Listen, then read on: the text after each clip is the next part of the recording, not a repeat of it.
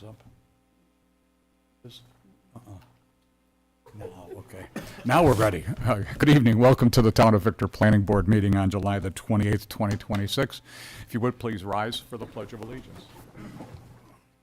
Pledge allegiance to the flag of the United States of America, to the republic for which it stands, one nation, under God, indivisible.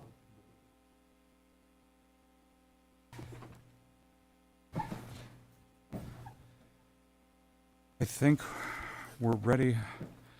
I think we're ready for updates from the town board. Dave? Oh.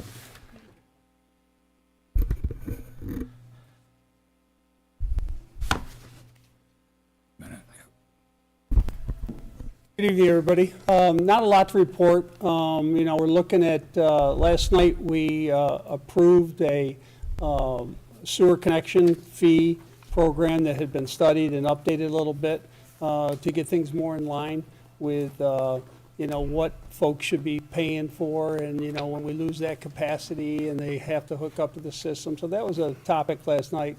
Very little fanfare, not any public participation on it, but the presentation was well done.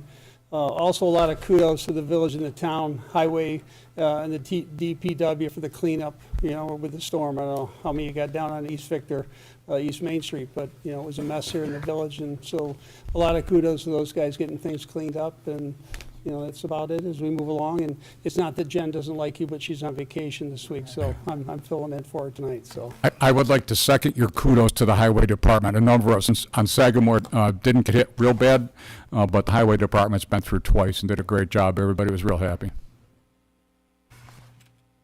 Before we get started, folks, the emergency exits are on both sides of the room as well as at the rear. The restrooms are out the door and to the left. Be sure to sign the attendance sheet back of the meeting room, even if you're a developer and interested in presenting an application. There's business cards at the back table next to the sign-in sheet to take with you with the email address and phone number for the planning department.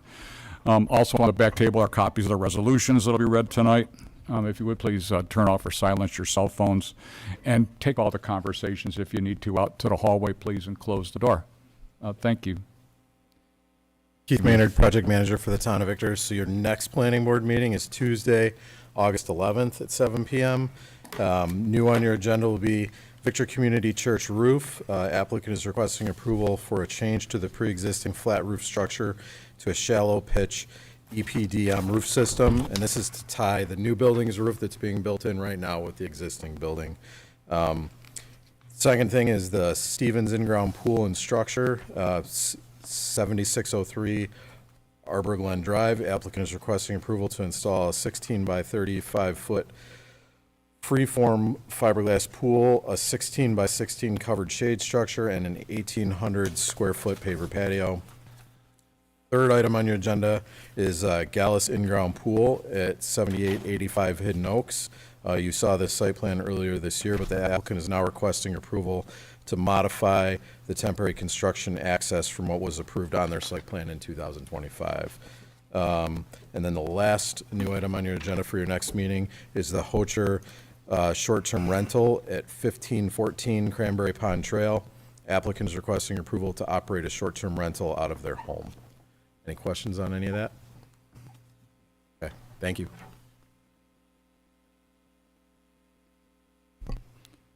Okay, the first item on our agenda is 825 Phillips Road parking lot expansion. 16 SP 2026, properties located 825 Phillips Road. Applicants requesting to expand the parking lot with 41 new parking spaces in addition to the existing 26 spaces that are located along the north side of the building. Good evening. Good evening. My name is Connor Kilmer with Donahoe Management. Address 1777 East Henrietta Road in Rochester is our offices. 825 Phillips Road, we have a tenant that's highly interested in occupying the space.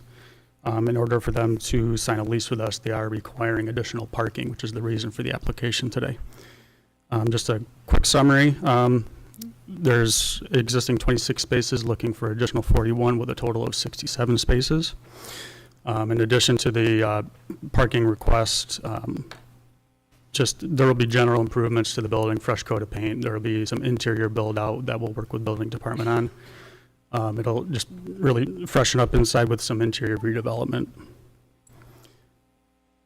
Last meeting, there were a few points that I'd like to point out that I believe have been resolved. The first one would be stormwater mitigation.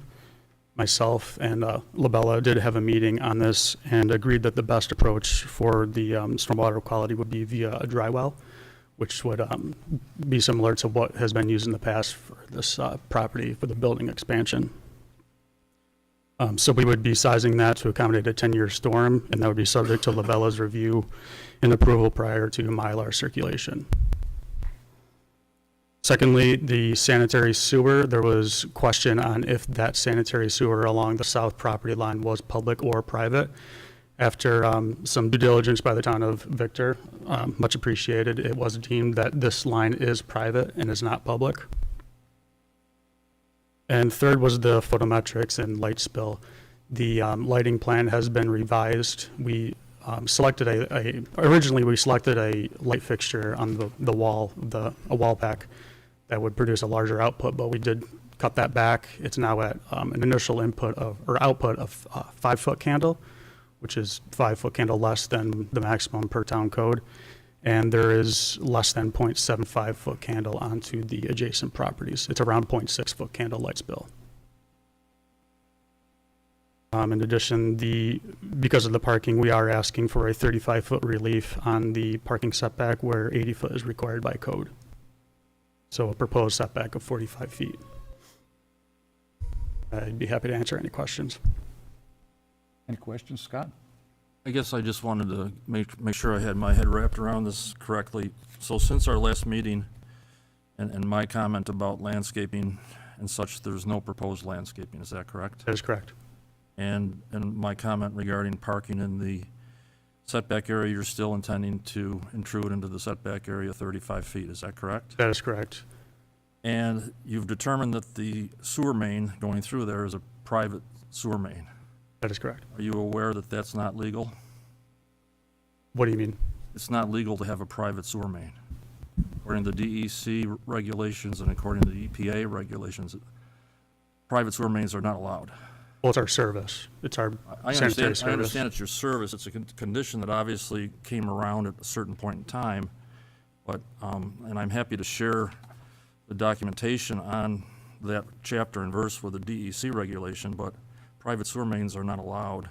And the reason for it is the town, which has the sewer system to which that connects, has no control over what's going on in that system, whether there's inflow, infiltration, or things like that. So I know how I'm going to vote on this application, but I think as part of the resolution, I would recommend as a condition that the sewer main be resolved and converted to public sewer as it's supposed to be legally according to the regulations I'm aware of.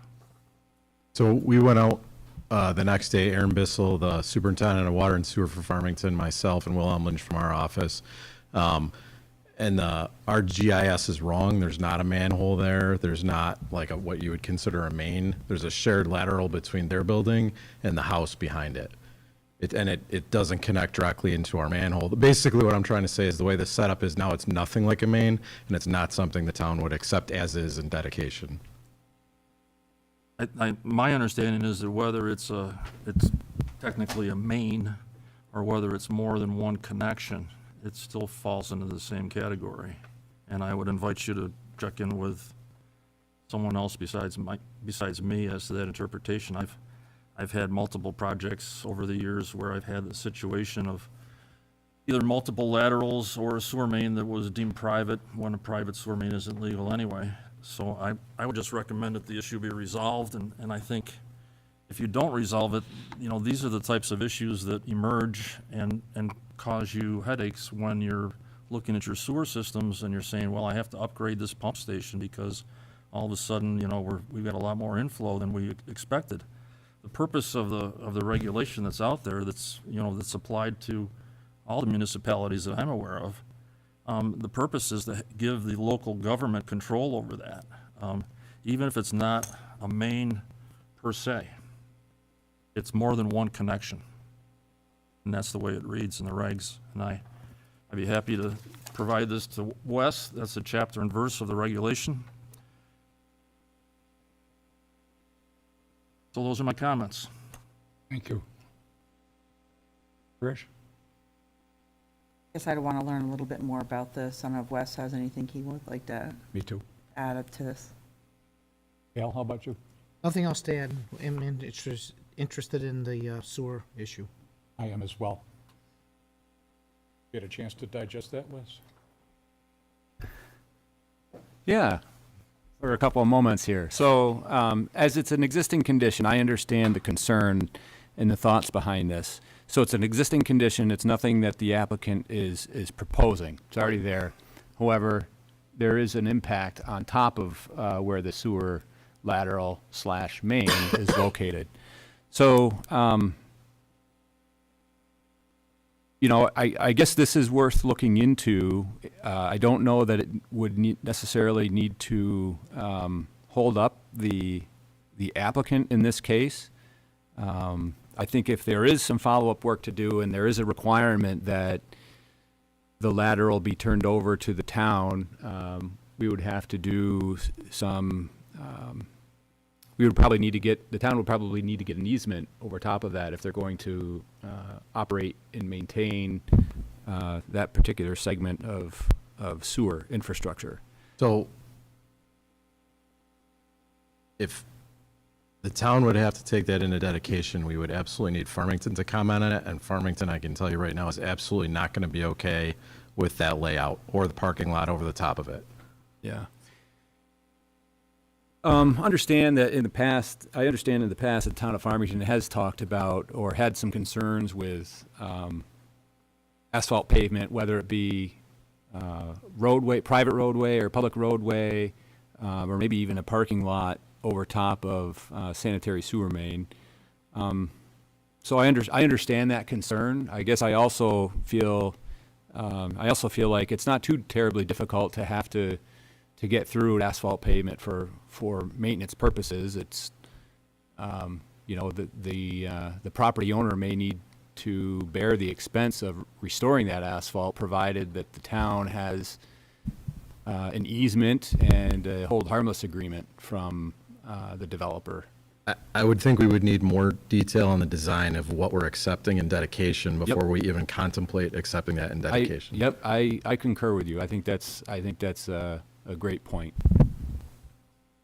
So, in this instance, I think that given I'd be open to other people's thoughts here too on the board and Keith as well. I think you could, just put it in as a condition that it be resolved within a certain period of time. I think that's a good idea. Yeah. If the planning board is so inclined to move this forward, I would say tonight that there be a condition on this. That's my thoughts. I can support that. Could you write a condition that would Sure. draft that? And it would be an ongoing one? Would be the last things you got time to. Yeah. Okay.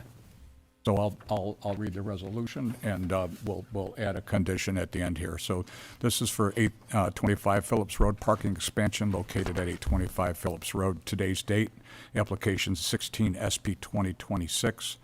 The planning board made the following findings of fact. Site plan application. Do I need to read all these? Okay. There are 11 findings of fact.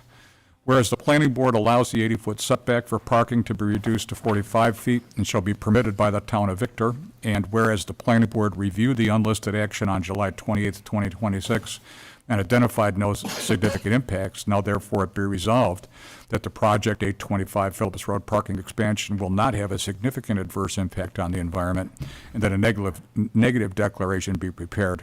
And be it further resolved that the application of Donahoe Management on behalf of Phillips Road Victor LLC, site plan entitled 825 Phillips Road Parking Expansion, drawn by Donahoe Management dated June 9th, 2026, received by the Planning Board June 9th, 2026, last revised July 27th, 2026, Planning Board application number 16 SP 2026, be approved with the following conditions. The first is that no final signatures will be given on the plans until all legal and engineering fees have been paid as per fee reimbursement local law adopted 11/25/96. Second, that the comments from the code officer dated July 7th, 26 be addressed. And third, that the comments in a letter dated July 14th, 2026 from Labella Associates be addressed. Ongoing conditions, that the site plan comply with the Town of Victor design and construction standards for land development, including Section 4. Second, that any exterior lighting be code compliant and approved by the code enforcement officer. Third, that a sign permit be obtained prior to installation of any business signage. And fourth, stand by. Yep. Give me a second.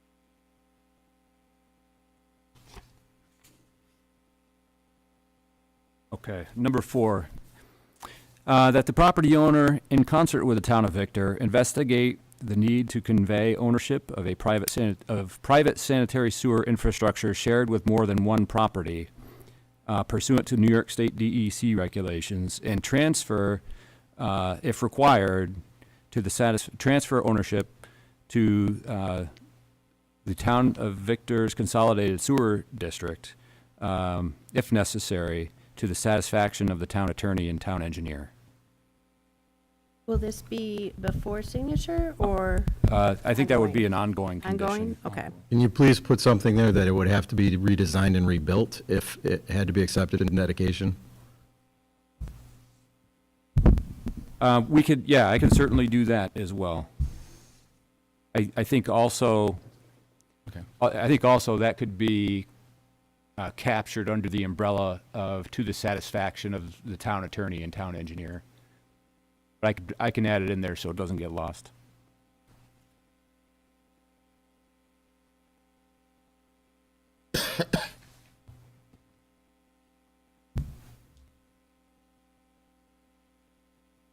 Potential relocation of the sanitary infrastructure, is that what you mean?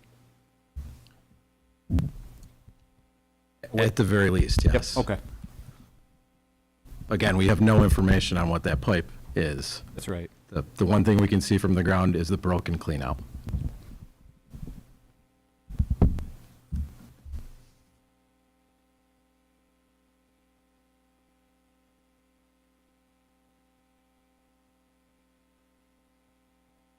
Okay, any questions? I can coordinate with Wes to.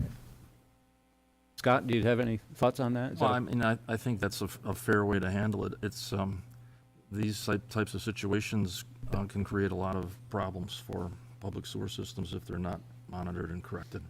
Okay. Good. So then we're ready for a vote. I'd like a motion to approve. I'll move. Second? Trish, seconds, all in favor? Aye. Aye. Nay. That's 3-1. Thank you. Thank you.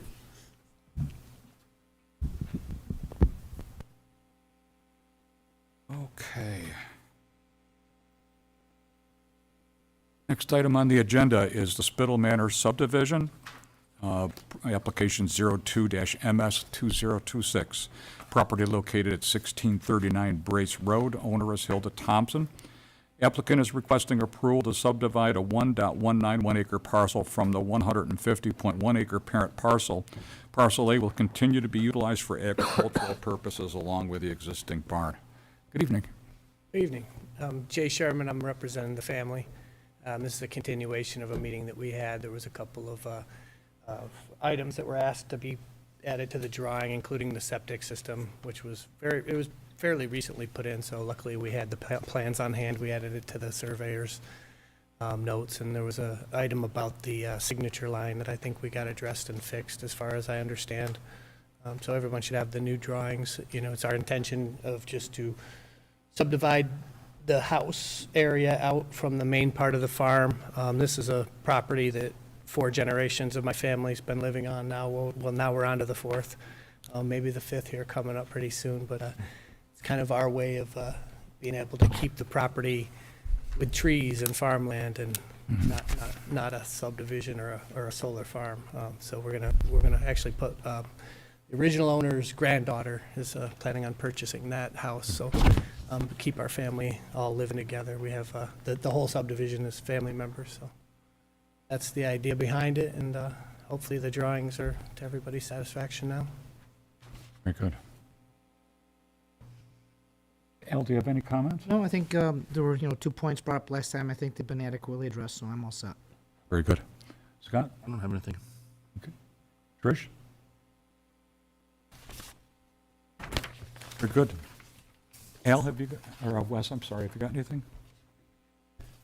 Just that the signature block be revised, and then also potentially a notation that the property is also within the residential A overlay district, underneath where it already mentions that's in the R2. So that's it. We received that feedback today. I've already discussed it with the surveyor. He says he's going to do the final Mylars peasy. up to exactly like that, and we'll drop them back off the town this week. Not a problem. Very good. Sounds good. Thank you. Thank you, everybody. So we have a resolution prepared for the Spittle Minor subdivision. Today's date, 7/28/26, property located at 1639 Brace Road, application number 02MS2026. There are 8 findings of fact. Whereas the Town of Victor Planning Board reviewed the unlisted action on July 28th, 2026, and identified no significant impacts. Now therefore be it resolved that the project Spittle Manager subdivision will not have a significant impact on the environment, and that a negative declaration be prepared. And be it further resolved that the application of Jason Sherman, minor subdivision entitled Spittle Minor Subdivision, drawn by year's boundary, dated February 17th, 2026, received by the Planning Board June 15th, 2026, last revised July 27th, 2026, Planning Board application number 02MS2026 be approved with the following conditions. The conditions that must be approved prior to the chairman signing the minor subdivision plan. The first one is standard. The second one is standard. Number 3, that section 4, standard approval conditions for all subdivisions, major and minor, in the design and construction standard be met. Number 4, that comments from code enforcement officer dated June 29th, 2026 be addressed. And 5th, that the comments from Labella Associates dated July 28th, 2020 be addressed.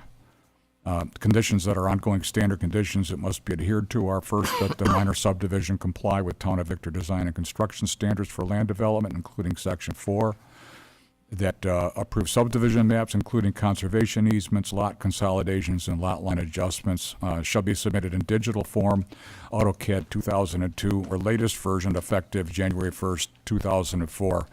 That's per town resolution number 193 on June 23rd, 2003. Third, that the applicant shall be aware that any future development of parcel A or change in use will require planning board approval and review. And fourth, that the applicant shall be aware that any further subdivision of any of the 4 lots will be a major subdivision. And be it further resolved that the planning board secretary distribute the planning board approval letter. I need a motion to approve. Make a motion? Trish? Second? Al seconds, all in favor? Aye. Aye. That's 4-0. Thank you, sir. Thank you.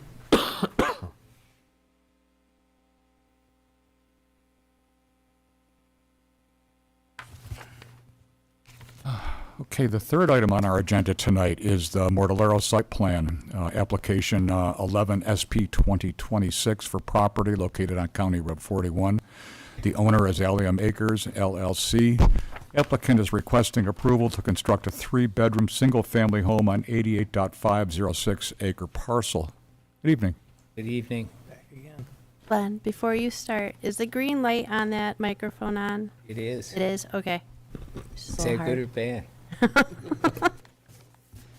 You're free to go. Glenn Thornton, engineer for the applicant, Thornton Engineering. I'm here with Matt, and we brought the big guns tonight. We got Stephanie, the other applicant, with us. At the last meeting, I sensed the board was really close to giving us approval, but there were a few issues with fire protection. The fire marshal had some concerns about the dry hydrant system in the pond. I think the construction inspector had a minor comment. I made an error on the drawing, so I think everything's been corrected. The revised drawings have been submitted. I know we've got sign-offs by Adam and Bob, and I think the construction inspector as well. So I think all issues have been resolved. So we're hoping tonight's the night. We'll find out. Al, do you have any comments? No, questions? apparently you did find a pond engineer that could confirm the water, so I'm good. Good. Very good. Trish? Pat? I think if you've got the fire marshal taken care of, then I'm good. Very good. And Wes? Yeah, nothing further. The applicant has addressed the Bella comments. Very good. I think then we are ready for a resolution then. This is for the Murtalero site plan, date July 28th, 2026, for property located on County Road 41. This is application number 11, SP 2026. There are 15 findings of fact. Now therefore be it resolved that the application of Matt Mortellaro site plan entitled Mortellaro Site Plan, drawn by Thornton Engineering, dated April 2020, April what date, 2026?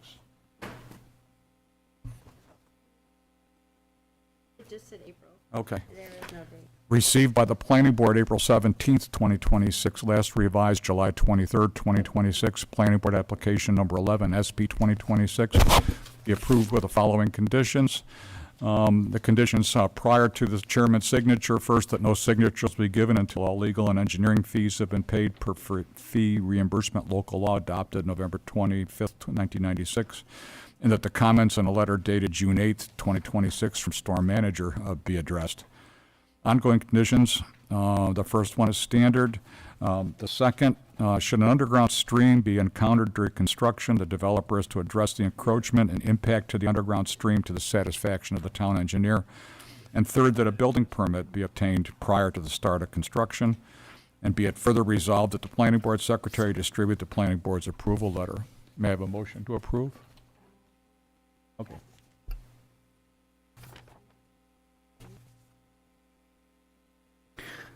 Hey, Glenn, a question for you. Do you have a status update on the Department of Health review of the septic? Yeah? I do, since you asked. I reached out to the health department this morning, and actually they sent a comment letter, which I have. Okay. I can give you minor comments. I will respond to the comments tomorrow, and we should get our approval fairly quickly after that. Okay. So we'll just add a condition on, prior to chairman's signature on the site plan, that Department of Health comments be addressed. Sounds like it's in process. It is, but I thought we discussed that at a prior meeting, and the health department approval would be a condition of C of O, not of planning board approval. I think we'll get a quick response from the health department. It may take them another 2 months, though, to actually issue an approval letter. We can do that. I think we can do that. Good. Yeah. That's not uncommon these days with the situation at the health department. Okay. All right. So we'll take that off of the conditions to be addressed prior to the chairman signing and just make it an ongoing condition. Ongoing. And we can cite it that it would be prior to a C of O. That'd be all right, Keith? I would think we would want it prior to the building permit. Prior to the building permit. Okay. We can do that. That'd be all right? No. No? Well, it Sounds like that's the way the town wants to I know go. the Mortaleros would really like to get started on this. And again, as I said, the health department, it took them 2 months to give us their review letter with 3 minor comments on there. Yeah. And and this was not reviewed in Geneva. They're swamped, so this was reviewed in Hornell. Yeah. Well, I'm going to leave it to Keith's office, and he's indicating prior to building permit, so. I also don't even think we have your building permit application in yet, do we? No, I didn't even, this is my first time with this process, so I didn't know that Yeah, was a that- thing that- that could be done before this was over with. So we actually, the contractor is submitting it. I've already signed it, and it'll be not today, then in the next day or two. So, yeah, we can't approve a building permit that DOH hasn't approved. I get the signing of the site plan, but not the issuance of the building permit. Fair enough. We'll see what we can do with the health department, push them a little bit. That is ongoing then. Ongoing. So Building then I permit. need a motion to approve the resolution as amended. I'll move it. Scott? Second. Second by Al, all in favor? Aye. Passed Thank 4-0. you very much. Thank you very much. Okay.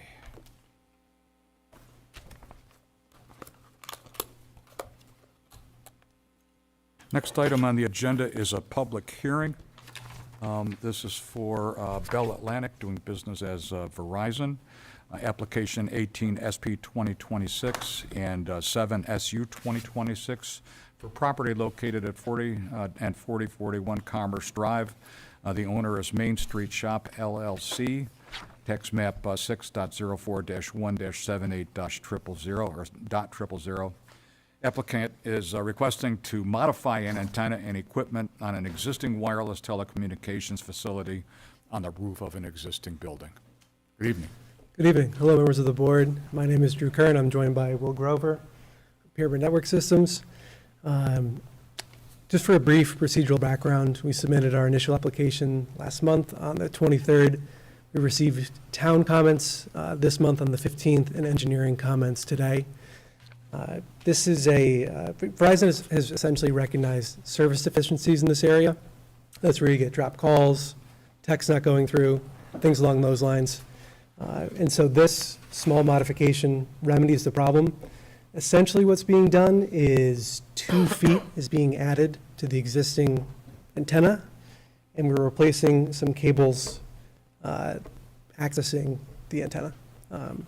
Happy to answer any questions that you might have. Is the 2 feet being added due to the size of the equipment? Is it the support that's being It's raised the- 2 feet? So the support in the there's something called a cantenna, which essentially is an antenna in a can. It hides all of the antenna wear. And so that's the current facility right now. And it will be a support structure with a cantenna on top. Okay. Questions, Al? No questions. What, Trish? I'm one of those customers that just received my single booster, Okay. so I know what you're saying is correct. Yep. But as far as structurally, you said it's 2 feet added. Is there any other noise differences or anything else that would impact? No. Pretty standard, just an upgrade of being able to increase the service for the area. Yeah. Okay. That's really it. It's just a slight visual change then? Yeah. That's the extent of it. It's just being modified 2 feet, 1.9, so just under 2 feet. I'm fine. Wes? Yeah, I know that you just received our comments today. The proposed RRH unit locations, you might have seen, we were kind of looking at the structural analysis report, and there were a couple of discrepancies in there that I'd like to see if you could address. Yeah. One, the RRH unit is proposed to actually be affixed to the mast that's going on the roof, right? And the structural analysis report doesn't seem to take that into account, at least the narrative component. So I just wanted to confirm that the discrepancy is resolved and that the findings of the structural analysis would remain the same. And the second one was whether or not there was the need for a 4 foot by 4 foot HDPE sheet underneath the existing foundation. Yep. I saw your comments. We can definitely clarify that Okay. as a condition of approval, making sure that we're all on the same page. Okay, so do you know, is the 4 by 4 sheet I don't know required? is it, excuse me, I'm sorry. The 4 foot by 4 foot HDPE sheet, is that required? I don't know right now, because Okay. we just got those comments today, but I can confirm with our team. All right, yeah, as long as you can get those addressed prior to signature of the plans, that would be helpful. Yeah, no problem. Okay. This is a public hearing. Does anybody have any comments or questions? I'd like a motion then to close the public hearing. I'll move. Al moves. Second. Scott seconds. All in favor? Aye. Aye, 4-0. And then if that's the case, we have a resolution for Bell Atlantic DBA Verizon Wireless. Today's date, property located at 400 to 441 Commerce Drive. Applications 18 SP 2026 and 7 SU 2026. There are, it's 13, okay. There are 13 findings of fact. Now therefore it be resolved that no potential significant adverse environmental impacts were identified with the proposed action using the criteria for determining significance identified in 60 NYCRR Section 617, 7C1, and in accordance with 6 NYCRR Section 617, 7C2 and 3. And the Town of Victor Planning Board hereby finds and concludes that the proposed action does not prevent a potential significant adverse environmental impact, and hereby issues a negative declaration. And be it further resolved that the application of Bell Atlantic Mobile Systems LLC, DBA Verizon, copied to Nixon Peabody LLP, 175 Calkins Road, Rochester, New York, 14623.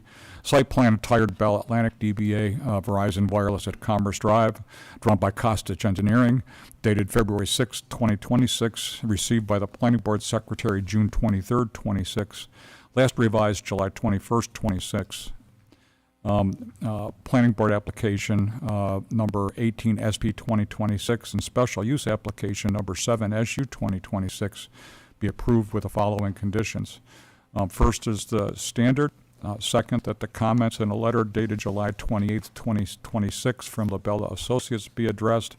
And third, that a building permit be obtained before construction begins.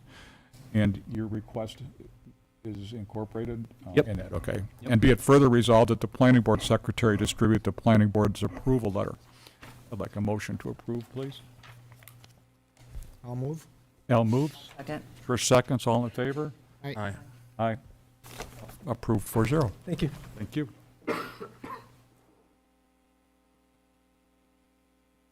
Okay. So the next item on the agenda is the Meyer Minor subdivision for property located at 8030 County Road 41, application number 03MS2026. The owner is the Richard and Jean Meyer Irrevocable Trust for property tax map 26.00-1-48-100. Applicants requesting approval to revise the property lines between two existing parcels and to create a new 2.5 acre parcel. Lot 1 will consist of 22.98 acres and existing houses, and Lot 3 will consist of 20 acres. Good evening. Evening. Hi, everybody. Scott. Greg. Good to see you. That's very accurate, which you just mentioned, and very similar to the previous applicant, the Spittles. We want to keep the land within the family, and we have an opportunity with a fellow trustee, my sister and her nephew coming back home to acquire that land, being gifted actually. That's the plan, and again, just want to keep the land within the family. Okay. There was one, I'll just mention, we did receive code comments. There was really, or code review comments. There's only one, I think, to comment back on, or of significance, which was the distance between the existing structure and the east boundary of the new parcel. But that was shown on the drawing, and it was a little inset drawing of the total survey, but that was shown accurately. Very good. That's been corrected. Let me see. I guess I'll start with Al. Have you got any questions, Al? Yeah, just a minor question is there's that little 25 or 20 foot jog in Lot 2, and just wondering if that served a purpose or?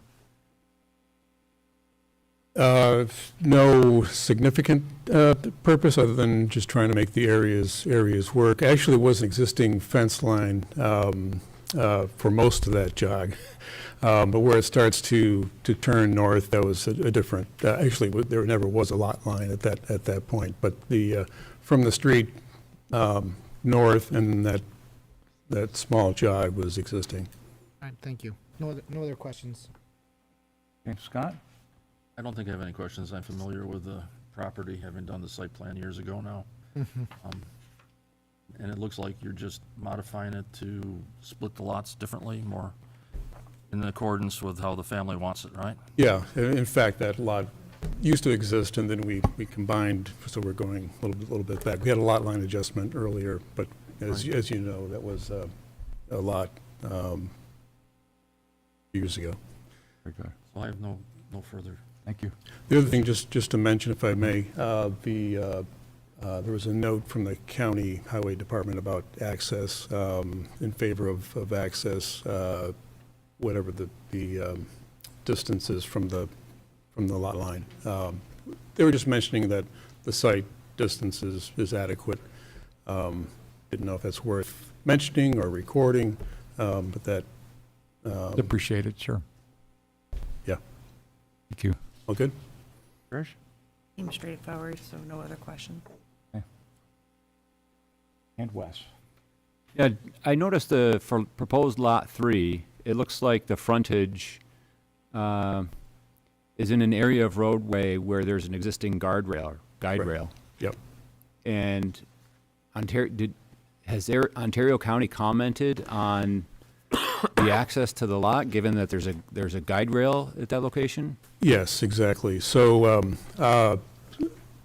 Lisa, I did send in a letter with the application, copy of the letter from the town, or sorry, from the county engineer.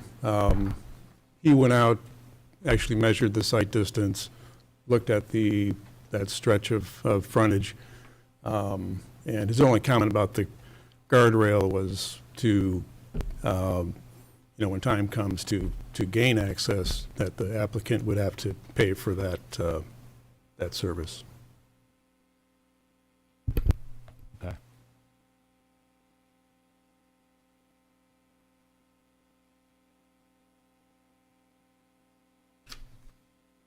Okay, I think that's all I have for questions. So, are we okay? I guess it's up to you guys.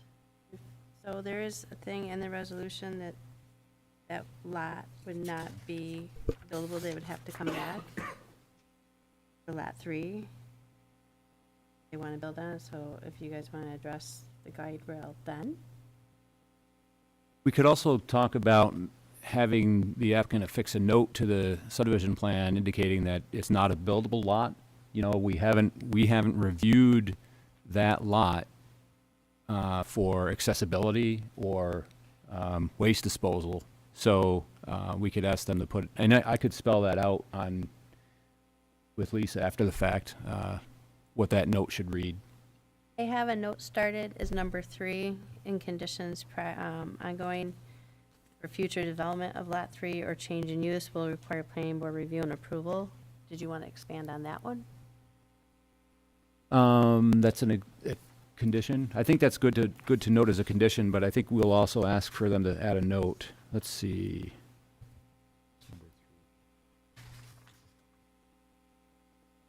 Yeah, those are fine. But we'll also ask the applicant to put a note on the plans. Great. And this is a public hearing. Does anybody have any comments or questions? I'd then like a motion to close the public hearing. Move it. Scott, move. Al, second. All in favor? Aye. Aye. It's 4-0. So then we do have a resolution for the minor subdivision, today's date. Property located 8030 County Road 41, application number 03MS2026. We have 7 findings of fact. Whereas the Town of Victor Planning Board reviewed the unlisted action on July 28th, 2026, and identified no significant impacts Now there be resolved that the project, minor subdivision, will not have a significant impact on the environment, and that a negative declaration be prepared. And be it further resolved that the application by Gregory Meyer on behalf of the Richard and Jean Meyer Irrevocable Trust, minor subdivision entitled Meyer Minor Subdivision, drawn by Labella, dated March 19th, 2026, received by the Planning Board June 18th, 2026. Planning Board application number 03MS2026 be approved with the following conditions. The first one is standard. The second one is standard. The third is that Section 4, standard approval conditions for all subdivisions, major and minor, and the design and construction standards be met. And fourth, that the comments from Code Enforcement Officer dated July 9th, 2026 be addressed. Conditions that are ongoing that must be adhered to. The first is standard. The second is standard. And then do you have a written modified 3? Or it stands okay? The applicant shall be aware that any future development of Lot 3 or change in use will require Planning Board review and approval. And fourth, the creation of Lot 3 will be the fourth lot created from the parent parcel. The applicant should be aware that any further subdivision of any of the 4 lots will be a major subdivision. And be it further resolved that the Planning Board Secretary distribute the Planning Board's approval letter. And may I have a motion to approve? I'll move it. Scott moves. Second. Al seconds. All in favor? Aye. Aye. Approved 4-0. Thank you. Thank you, sir. Okay.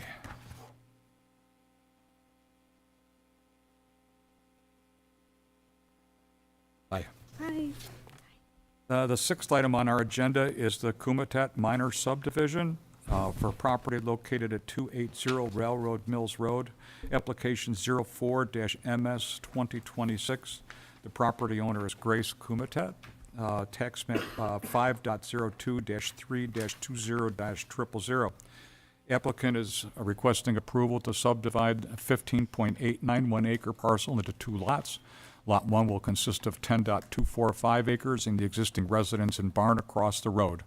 Lot 2 will consist of 5.646 acres to be transferred to the Burroughs Audubon Nature Club. Good evening. Hi, good evening. Yep, that's correct. So I have this acreage across the street from my house, and it's just beautiful, and the Audubon Society, Burroughs, is right next door, and it's just a little bit too much for me to manage. So I thought I would reach out to them, and it's been quite a long process, actually, to get to this point. So right now, our respective attorneys are discussing what the contract might look like for a below-market sale or transfer of land over to them. And the barn will remain with my property. I think you all identified that as Lot 1, so that will remain. And I understand that there will be like no change in use for the land. And I recently had it appraised as well, and it seems that the highest and best use for that land is recreation-based, so. Okay. It's a beautiful property, and I'm sure the Audubon Society is excited to have an addition to their, that's great. Yeah. Very good. I don't have any questions for you. I think it's a pretty straightforward proposition, and the donation of the land to the Audubon Society is really nice. So, Al, do you have any questions? Nothing else to add, no? Scott? I have nothing. And Trish? I think it's great. What a nice donation. Win for everybody. Yeah, definitely. And this is a public hearing. Does anybody have any questions or comments? And then I would like a motion to close the public hearing. I'll move. Al moves. Second. Scott seconds. All in favor? Aye. Aye. That's approved 4-0. Well, that was closing the public hearing. Yes. Now we got to vote, right? Now you gotta vote on it. You just closed the public Oh, hearing. good Lord. I got to vote on the resolution now. Yeah, got it. It's been a long day. All right, so I do have a resolution for the Kumatat minor subdivision. Date is 7/28/2026 for property located at 280 Railroad Mills Road. Application number 04MS2026. We have 6 findings of fact.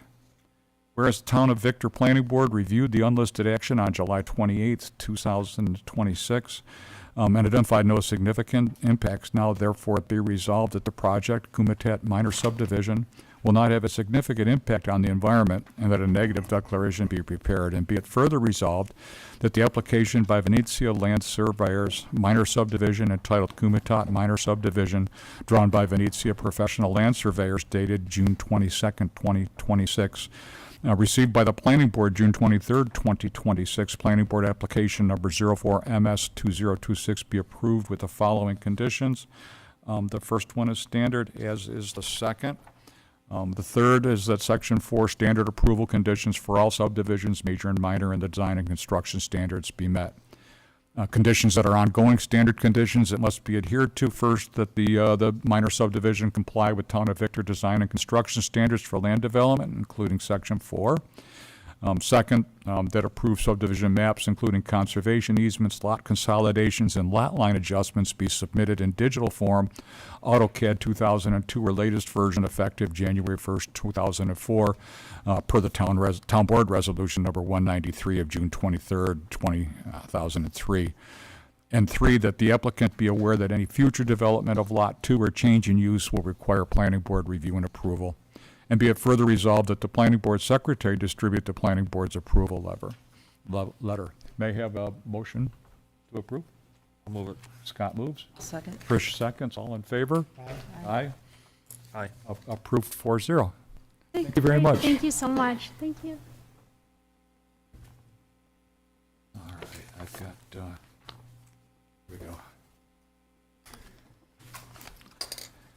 Oh, what did I do with my agenda? I just... Sure, thank you.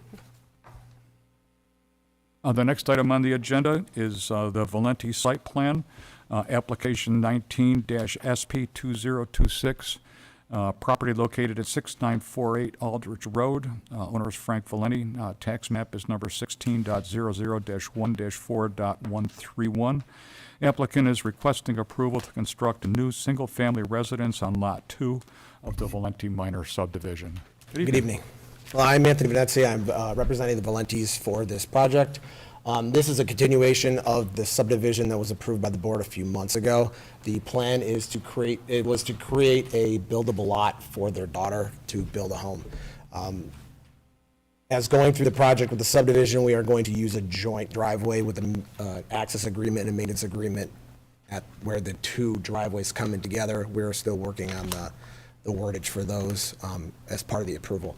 The plan is to come off the existing driveway, parallel the road, as to keep the intrusion into the main lot at a minimum, and then wrap back up around in the middle of the lot and then create a buildable area for a single-family house. It's going to connect into existing sewer and water at the road. Stormwater is going to wrap around the back of the house, continue down in the southerly direction. We're going to install a culvert across the driveway, and then it's going to end up at an existing culvert that goes to the south of the road that's to the north of the New York State Thruway detention area. Okay. Currently, the existing home is pretty well screened from the street. There's a lot of trees there. Correct. Will you continue to screen the property from the street, and are a lot of trees going to be removed? Only the trees that we need to as part of it. They do want to keep as many as possible during this construction project. Okay. What else did I have?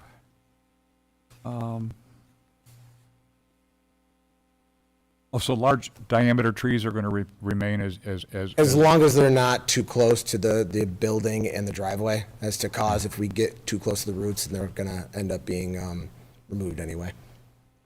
And I'm curious about the soils there. In terms of, what did I write in my note?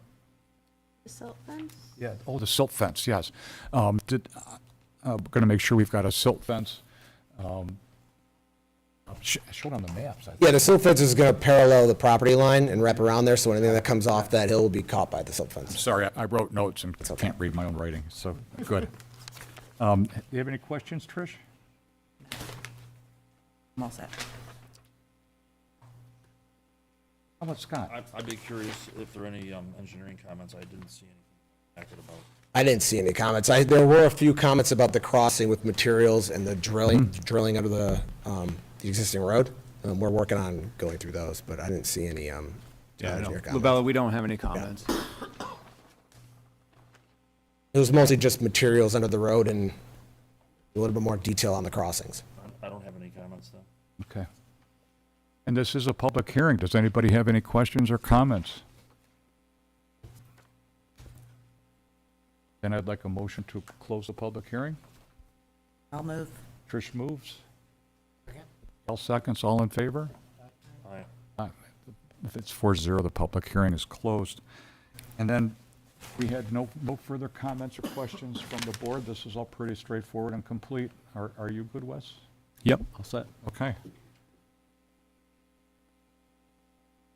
So then we do have a resolution for the Valenti site plan, date 7/28/2026 for property located at 6948 Aldrich Road, application number 19 SP 2026. There are 12 findings of fact. Therefore, it be resolved that the application of Venezia Land Surveyors, site plan entitled Valenti Site Plan, drawn by Venezia Professional Land Surveyors, dated April 11th, 2026, received by the Planning Board June 23rd, 2026. Planning Board application number 19 SP 2026 be approved with the following conditions. The conditions, the first is standard. The second, that comments in a letter dated 7 July 2026 from the Highway Superintendent be addressed. The third, that comments in a letter dated July 7th, 2026 from the Town of Farmington Water and Sewer be addressed. Fourth, that comments in a letter dated July 14th, 2026 from Construction Inspector be addressed. And fifth, that the comments in a letter dated July 15th, 2026 from the Code Officer be addressed. The ongoing conditions, the first is standard. The second, should an underground stream be encountered during construction, the developer is to address the encroachment and impact to the underground stream to the satisfaction of the town engineer. Third, that a building permit be obtained prior to the start of construction. And fourth, that a highway permit be obtained for the water service and sanitary sewer lateral connections. And be it further resolved that the planning board secretary distribute the planning board's approval letter. May I have a motion to approve? I'll move it. Scott moves. Second? Second from Al. All in favor? Aye. Aye. Approved 4-0. Thank you very much.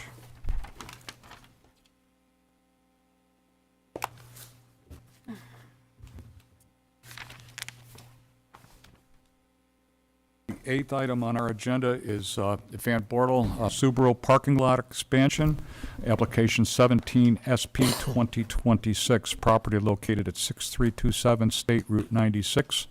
The owner is 6327 State Route 96 LLC, tax map number 28.12-1-16.111. Applicant is requesting approval to demolish the existing house with its accessory structure to extend the parking lot. The proposed parking lot will serve as a new vehicle display for the Van Bortle dealership. Good evening. Good evening. My name is Brad Humberstone. I'm with RH Architecture and Mitchell Design Build, representing the Van Bortle Subaru dealership. Some members of the board may remember this project from 2022.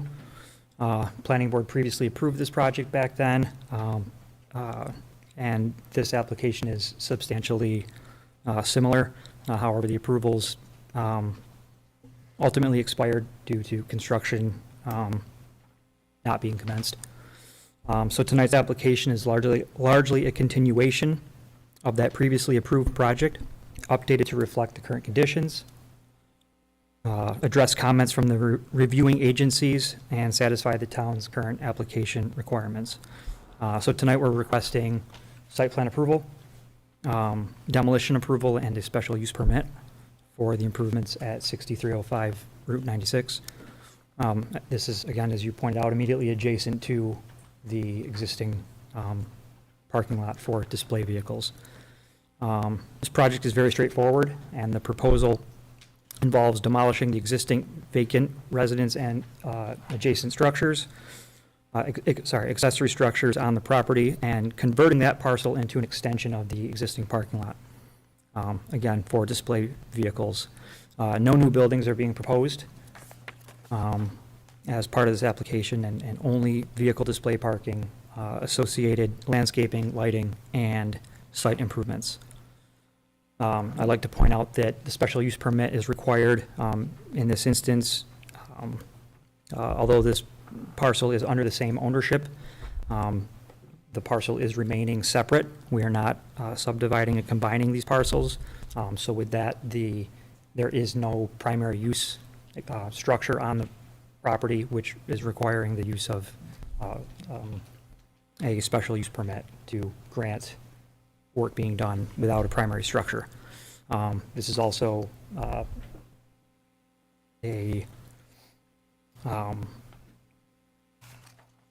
on. And the town has determined that a special use permit is required to allow vehicle display as part of the zoning code as the principal use of the parcel. So from a planning standpoint, we believe that this project is an improvement to the property rather than leaving vacant structures on the property. We are removing it and continuing the parking on, continuing the look of the corridor, continuing the landscaping, proposing to plant new trees which were previously removed to bring that back to the spirit of what it previously was before they were removed due to disease and other reasons. Site lighting, everything to match existing. Again, the goal of this is to look like it's a continuation of what's already there. Controlled circulation, we're not anticipating any influx of traffic in or out of this because of this parking lot. Again, it's for display vehicles only. Since our last submission, we've addressed all comments received from town staff and reviewing agencies. Those revisions included updating the project address, revising zoning calculations, adding sewer abandonment details, documenting the existing storage containers and the dumpster containers as well, updating landscaping plans to reflect the actual current conditions, showing the replacement of the trees, and incorporating the area variance granted last Monday, July 20th. So with that, I'm happy to take any questions, and thank you. The existing trees took a little bit of damage over the past storm, didn't they? Yeah. I am curious about the demolition of the house. Yes. How is it heated currently? And I'm concerned about existing fuel oil tanks, perhaps inside or out. That's a great question. I was just there. I'm noting all the broken glass. I don't know if it is heated at all. If you're saying if it's a propane or gas, we would contract with the right demolition contractor to Sure. make sure that everything's capped correctly and done professionally. I don't know specifically what Sure. type of heating they use. Just, yeah. Yeah. A house Just- of that age, if it's got oil heat. Just like sanitary, just like water, everything would be properly done and Okay. capped. Very good. Trish? How many parking spaces will this have? Ooh, exactly. That's a good question. I don't know off the top of my head. We probably have that number here on the drawing.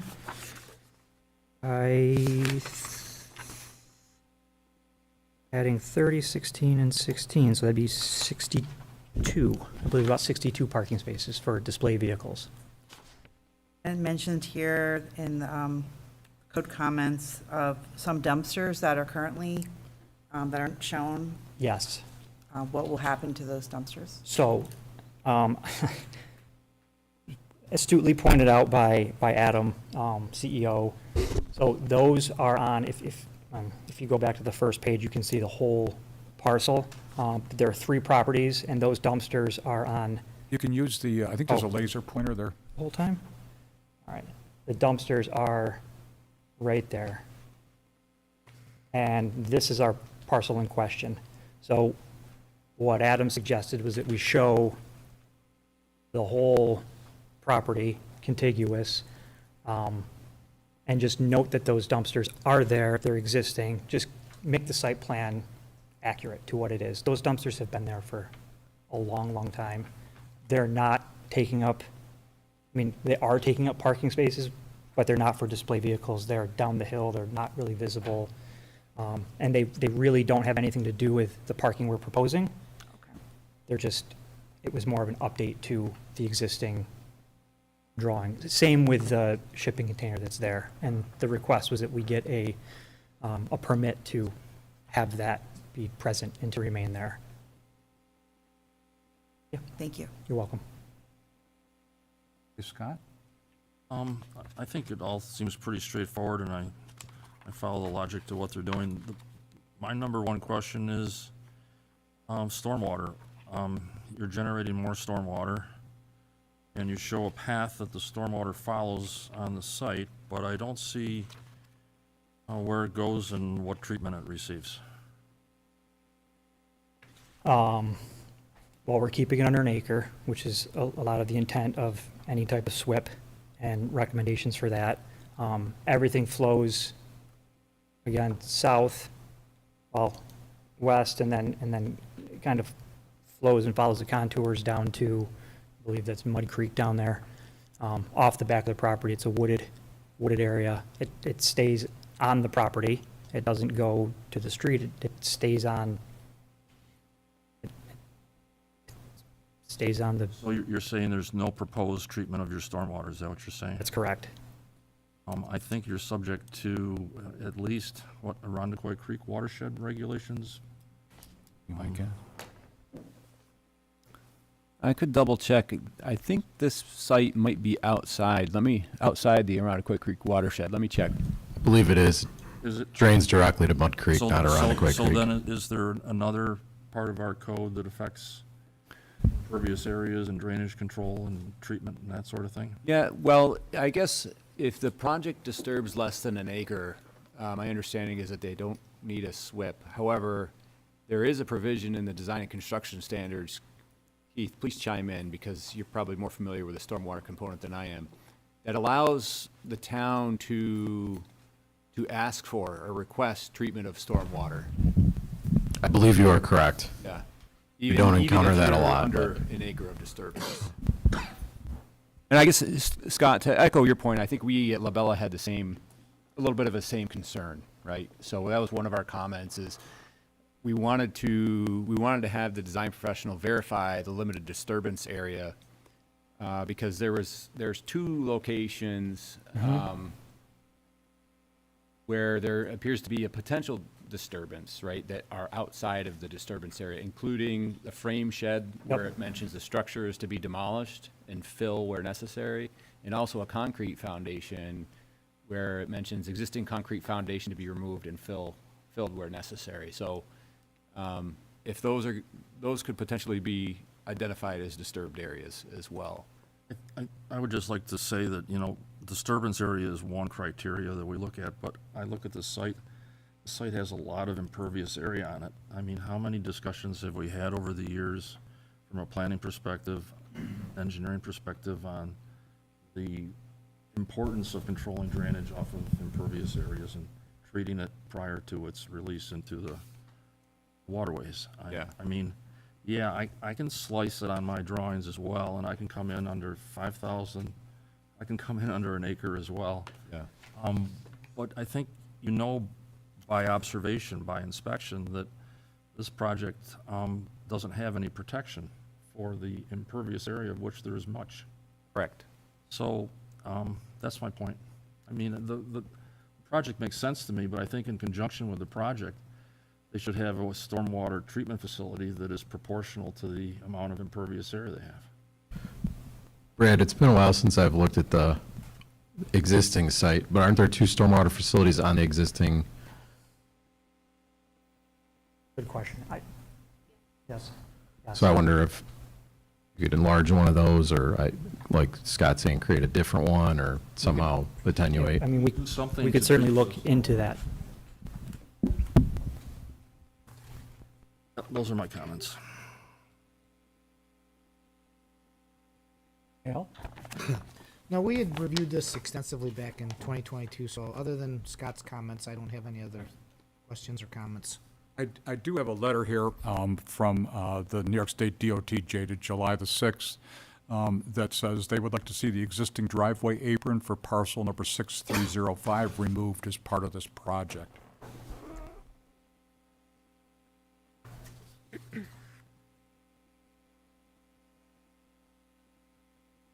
Okay.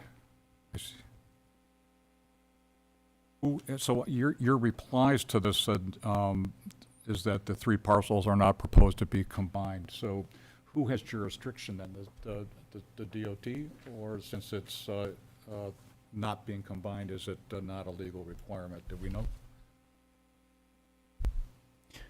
I don't think there's a legal requirement for the property owner to combine the parcels. Or Is to that your remove question? the apron then if they're individual, still individual parcels, right?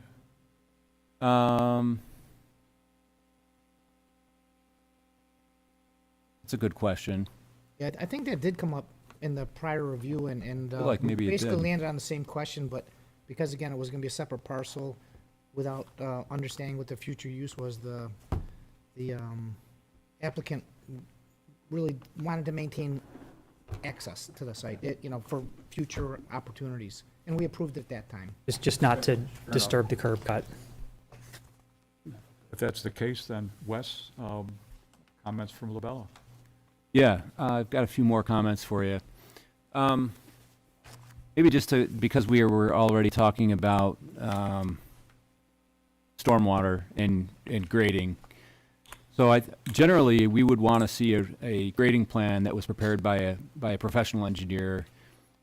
And we were asking, I guess, the existing ground contours that you have on your plans, were those part of a survey, or were they Yeah. derived a No, different so way? I received the comments at 5:30 tonight. Okay. I was still at the office, and I looked at them, and we do have a survey. I sent that to Lisa. I know it didn't get distributed because it's only a couple hours ago. But yes, it was done professionally back in 2022 or 2021 maybe, but absolutely, it was professional Okay. survey.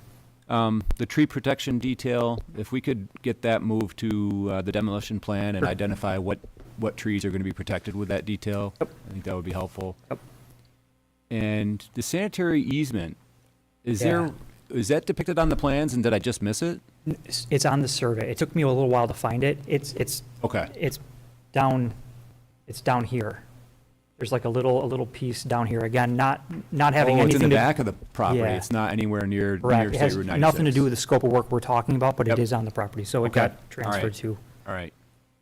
Took me a little while to I find that. understand what that easement's for then. Yep. It's a big trunk line. The interceptor. Yeah, all right. Yeah, a couple of minor comments on the notes. It was almost a second bite at the apple here from 5 years ago. Could you describe a little bit more for the planning board, the restoration behind the proposed parking area between the parking and the new proposed tree line? This area right here. Yeah, I mean, we're showing it right now as grass. okay. Could you call that out or describe that on the landscaping plan? Absolutely, yeah. The idea is it's not impervious. Yeah. Okay. And I do have up, not a question for you, Brad, but I guess I've got an aerial image up, and I would like to ask Susie if maybe she could switch the monitor, and we'll see if this comes up on the screen here. Just to follow up more on the question about stormwater. So I guess I was looking at the property, trying to find, it sounds like there's a stormwater management facility. Is this it back here? That's one of them. I think so, yeah. And was that an engineered facility? Oh, it looks like maybe there's There's a catch basin there. some sort of field Over. inlet there. So there's something going on with stormwater back here. And then your project is over here on the adjoining parcel, right? So. And everything sheet drains, towards that. Yeah, it kind of looked like, given the contours, and you actually had some directional flow, indicating that drainage would, head this direction, this direction. But whether or not we want to require the applicant to address stormwater quality or water, I don't know what the tributary area is of this, right? Maybe it would take a heftier look at the grading plan of the entire site.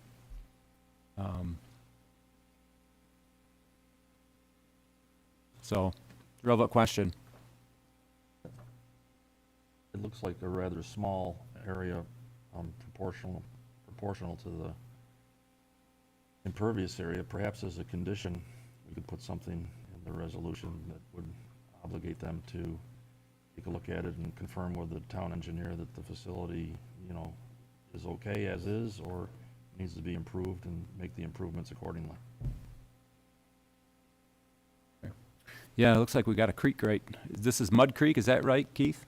Yep. You got a discharge point, that's for sure. You just got to treat it, that's all. Right, okay. We can do that.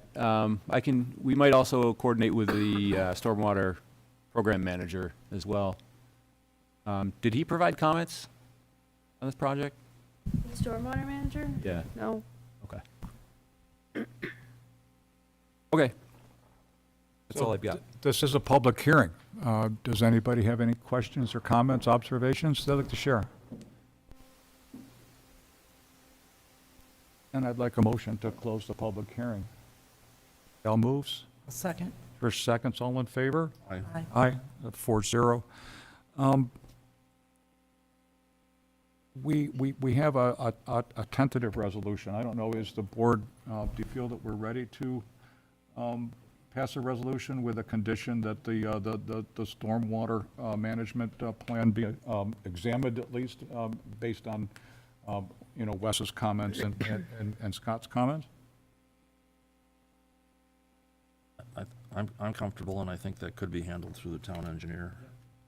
I think it's prudent as well, given not only that it's the amount of impervious surfaces, but the fact that it's, motor vehicles with all of the associated petroleum things. I think it's That's probably true, prudent. that's a whole nother level. Mhm.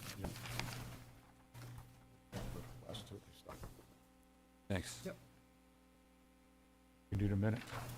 Well, you can go ahead and read through it. All right, well, I'm I writing a speak fast, so. Slow down. Okay. So we have a resolution for the Van Bortle Subaru parking lot expansion. Today's date, property located at 6305 State Route 96, application number 31-SP-2021. There are 14 findings of fact. Whereas the Town of Victor Planning Board reviewed the unlisted action on July 28th, 2026, and identified no significant impacts. Now therefore, be it resolved that the project, Van Bortle Subaru parking lot expansion, will not have a significant impact on the environment, and that a negative declaration be prepared. Now therefore, it be resolved that the application of R&H Architecture, DPC, site plan entitled Van Bortle Subaru Parking Lot Expansion, drawn by R&H Architecture, DPC, dated June 2026, and received by the Planning Board June 23rd, 2026, last revised July 27th, 2026. The Planning Board application number 17 SP 2026 and special use application number 09 SU 2026 be approved with the following conditions. The first one is standard. The second is that comments in a letter dated July the 1st, 2026 from Farmington Water and Sewer be addressed. Third, that comments in a letter dated July 28th, 2026 from Labella Associates be addressed. And fourth, that comments from the New York State DOT, no, we decided that we don't need to address that, is that correct? About the apron? Apparently, we resolved that. Do you want it removed? Yeah, let's remove it. If we took care of it and the lots are not being combined, I don't think we need to follow. So just the three, and then you're going to add a fourth condition prior to approval? Yeah, prior to chairman's signature on the plans. Okay, here's a draft condition, that the applicant provide the town and town engineer design information related to the existing stormwater management facility, and the town engineer review and consider the extent of impervious area with the proposed project in concert with the existing development, and make a determination of whether there is a need for an expanded or additional stormwater management facility be provided in the design. In the event a stormwater management facility is required, or an additional or expanded stormwater management facility is required, the applicant may need to return to the planning board for amendment to the site plan. How does that sound, Keith? Sounds good. Okay. Sounds okay to me. Then the ongoing conditions are the site plan comply with the Town of Victor design and construction standards for land development, including Section 4. And second, that a demolition permit be obtained from the building department. And be it further resolved that the planning board secretary distribute the planning board's approval letter. May I have a motion to approve? I'll move. Al moves. Second. Scott seconds. All in favor? Aye. Aye. Passed 4-0. Thank you you. very much. Thank you, everyone. Okay.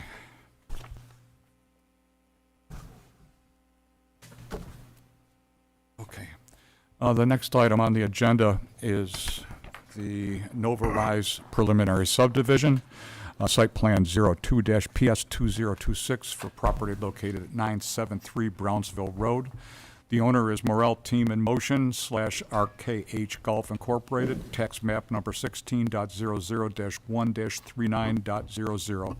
Applicant is requesting approval to construct a 74-lot clustered subdivision on a 158.2-acre parcel that includes 3 parcels. Good evening. Good evening, ladies and gentlemen, members of the board. My name is Cole Papasergi. I'm with Marathon Engineering. With me today are the members of the Morel Team in Motion, Bill, Rich, and Carly. Here today to talk about Nova Rise subdivision. I'm planning on just giving you a quick update today. I know we've talked about this the last few meetings, so freshen your memories. To start the updates, over the last few meetings, we've been received town comments, code enforcement officer comments, and other town agency comments. Earlier today, provided a response to comments for the board, provided that to Lisa. Not sure if she had a chance to distribute it or whether or not you've had a chance to look it over. But happy to answer any questions about those today. Very good. I had an opportunity, we have to have mandatory planning or training on the planning board. So I opted to go to a session put on by Monroe County talking about complete streets. And complete streets, the planning process involves more than just bus lanes and bike lanes and sidewalks and trees. It talks about how proper transportation planning can actually enhance the community. There were a couple items that caught my interest relative to this project, and they talk about the value of connectivity in neighborhoods, the benefit in accident reduction, speed reduction. That's spent quite a bit of time talking about progressive towns, if you will, planning for connectivity in neighborhoods to the extent that they're putting stub roads in as mandatory parts of subdivision planning.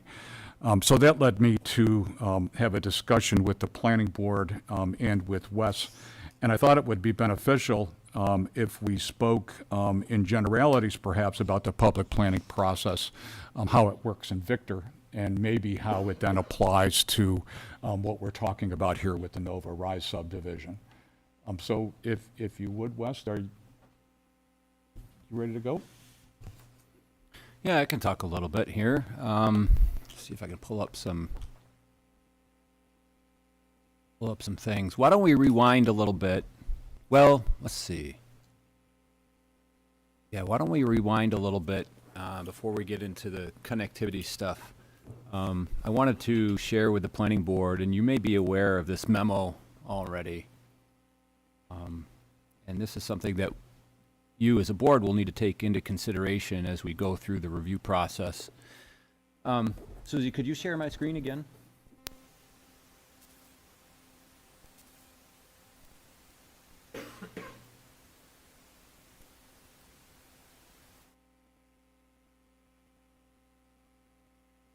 So when we reviewed the Tuscany Hills project, let me just, oh, I can't get to Google Earth, that's right. When we reviewed the Tuscany Hills project, the adjoining property to the project under consideration, one of the issues that there was included whether or not the planning board wanted to consider providing for more than 25 homes on a dead-end street. So as part of that, there were several sketches that were submitted for this Tuscany Hills project, right? As you can see, this particular sketch shows an access off of Brownsville Road to Tuscany Hills. And is a cul-de-sac over here, similar to where the existing cul-de-sac is today, right? That was one sketch plan that was considered, one layout. A second layout included this particular configuration that shows that same connection over here on Brownsville Road. And then it also connects up to Camden Hills, right, with also a stub off to the north, to the subject property that we're now looking at. And there was also a third sketch considered. This one here, might need to zoom in just a little bit. So let's see. You can see that there were 3 different connections to this property.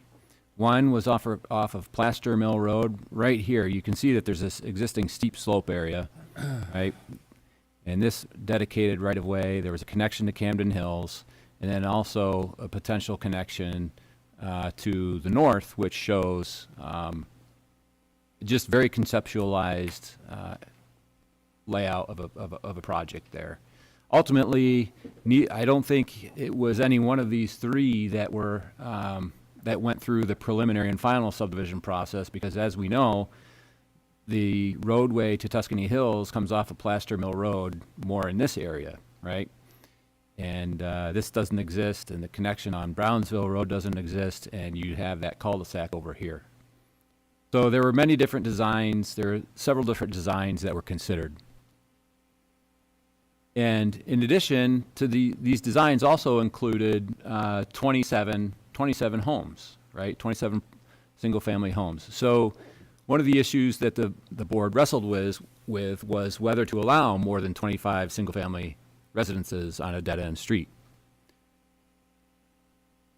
So we'll just go through this memo here from Mark at the time, Mark Tarian from Labella.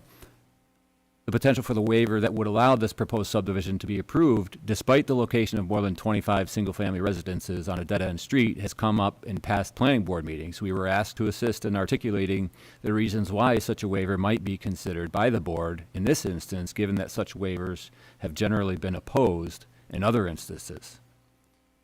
So regarding the potential development of more than 25 single-family residences upon a dead-end street, the proposed Plaster Mill subdivision presents a unique set of circumstances. Bullet point 1, provision was made in the past for the subdivision now being considered to connect to the adjoining established subdivision via St. John's Parkway, which is itself a dead-end street. It is being proposed that the Plaster Mill subdivision, in turn, be required to provide for an eventual connection to undeveloped lands to the north, from which a connection to Brownsville Road could eventually be made. Such a connection would eliminate the dead end now found on St. John's Parkway, as well as the extension of that dead end now being proposed in the Plaster Mill subdivision. In the interim, the number of single-family residences now found upon the St. John's Parkway dead end would temporarily be increased by an additional 26 single-family residences being proposed for development in that Plaster Mill subdivision. Bullet point 3, the applicant has depicted a point of access from the proposed subdivision to the undeveloped land to the north between lots 11 and 12 The town engineer has reviewed the proposed location for this site access to lands to the north and found it reasonable. The only exception being the need to shift the location approximately 50 feet east or west to avoid locating the T intersection immediately opposite Lot 20. In the final bullet point, the applicant has indicated 2 alternate alignments to demonstrate the feasibility of an eventual connection to Brownsville Road across the land to the north. The town engineer has also confirmed that access to Brownsville Road across the land to the north is feasible given the topography, site distance, and present alignment of Brownsville Road. So that's something that this planning board took into consideration back when you were reviewing the sketch plan and then eventual preliminary and final subdivision plans where I think it was 27 single-family homes were afforded for that development because the developer, or because there was this the stub road that would allow for an ingress and egress point to the lands to the north that would eventually provide access to Brownsville Road. So, as part of, so the town, I don't want to go into too much detail with the town's access management plan and their connectivity plan. This happens to be a part of the appendix of the access management plan. And you'll see these 2 graphics here where you'll see you've got cul-de-sacs here, limited connectivity to the outside street network. And you see that the description here is street network connectivity helps reduce the volume of traffic and traffic delays on major streets, arterial and major collectors, and ultimately improves livability of communities. So this is just a general planning principle that communities will look at and help to identify whether or not they want to have dead-end streets, cul-de-sacs, or if they want a more interconnected street network. Obviously, the project in consideration doesn't look anything like the image on the right, nor does it really look a whole heck of a lot like the image on the left. Maybe it resembles a little bit more, maybe Tuscany resembles a little bit more of what's on the left than what's on the right. But you can see that for someone that maybe lives in this area, right, they have to exit out onto the major thoroughfares to get to school or to the market versus being able to navigate on internal streets, right? And I was going to bring up a bit of the comprehensive plan too, because there was, let me see if I could find it. Victor. Bear with me for a minute.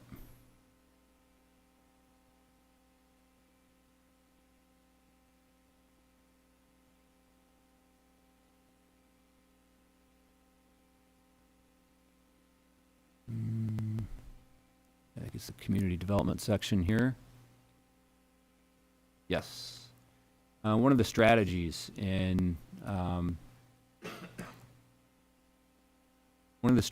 the comprehensive plan for community development, it might be kind of hard to read here.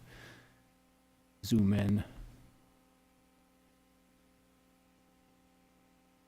It's convenient that we're looking at these consecutive pages here, right? Because we've been talking about, in this project, promoting pedestrian walkability and connections, bicycling and non-automotive transportation within neighborhoods. So strategy 1, require sidewalks and bicycles, shared lanes, and non-rural developments. It may not be practical to retrofit sidewalks into existing subdivisions. However, new subdivisions and road reconstruction could provide opportunities to achieve large portions of a pedestrian and cycling network that will start to interconnect over time. And as part of a townwide bicycle pedestrian plan, Victor should prioritize existing roads most in need of sidewalks. Prioritizing should include routes to school, areas with heavy traffic, and roads near natural pedestrian amenities. Let's see, there's particular guidelines for sidewalk installation provided by the Institute for Transportation Engineers. And let's see. Strategy 2, create a pedestrian bike plan for the town and village to link subdivisions, particularly cul-de-sacs, as well as connect people to activity centers, and recreational ways. The town and village should identify locations where it would be possible to connect subdivisions through trails, paths, or service roads, whether designated by easement or other mechanism. The creation of a network of paths would allow pedestrians and bicyclists to travel between nearby subdivisions in a safe and efficient manner, lessening traffic on surrounding streets and improving efficiency and safety for all. However, strategy 3, reduce cul-de-sacs and promote connectivity. New subdivisions should be required to create road connections to neighboring projects. If there are not neighboring subdivisions, new subdivisions should provide for future road connections by preserving a right-of-way. Again, here's just another image example of showing there's actually a lack of connection. There's a break in the roadway connection between these two areas in this project. There's a school here. If a student happens to live anywhere over here, they're traveling, if they're not walking, right, they're traveling this greater distance, right? So it should be noted that Chapter 8 also, of the comp plan also includes a somewhat related strategy that would expand opportunities to develop neighborhood-scale commercial uses within residential neighborhoods. Although not appropriate in all settings, given the increase in traffic congestion within the Route 96 corridor, see Chapter 7 for a more detailed discussion. Okay, yeah. So it's just a couple of points that I wanted to make regarding connectivity. Generally, connectivity is seen as a positive thing for communities, but I think in this instance, you have the planning board will have to balance, what the existing public is telling you in the existing neighborhood with the principles that are outlined in the comprehensive plan, the access management plan, the connectivity plan. Oh, and also the official map. Let me bring that up too. Let's see. So the town also has what's called an official map, and what that does is it lays out potential locations of future roads, designates areas where if development is going to happen, there's got to be some consideration to where these future roadways go. So you can see that there's all these different colors on this road, or on this map. You've got arterial roads, collector roads, local through roads, and this is available in PDF format, probably on the town's website, actually. But we'll zoom in a little bit here, and you'll see that this was adopted after the Access Management Plan in 2019. So this is an adopted map. You'll see that it's down here on the bottom right, September 17th, 2019.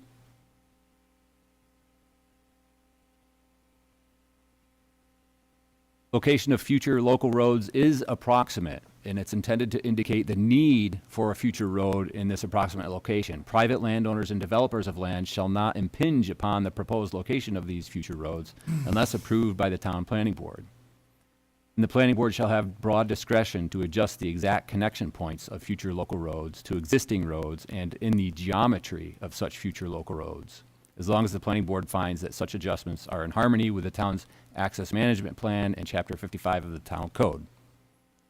Small stubs are shown to individual parcels to indicate spacing for future driveways, deemed important for future development. So anyway, let's get to the particular location that we're looking at here. You can see that on this official map that was adopted in 2019, it was anticipated that a future local road would connect to Azano Circle, Affronti Way, although the exact destination to Brownsville Road was not articulated in this map.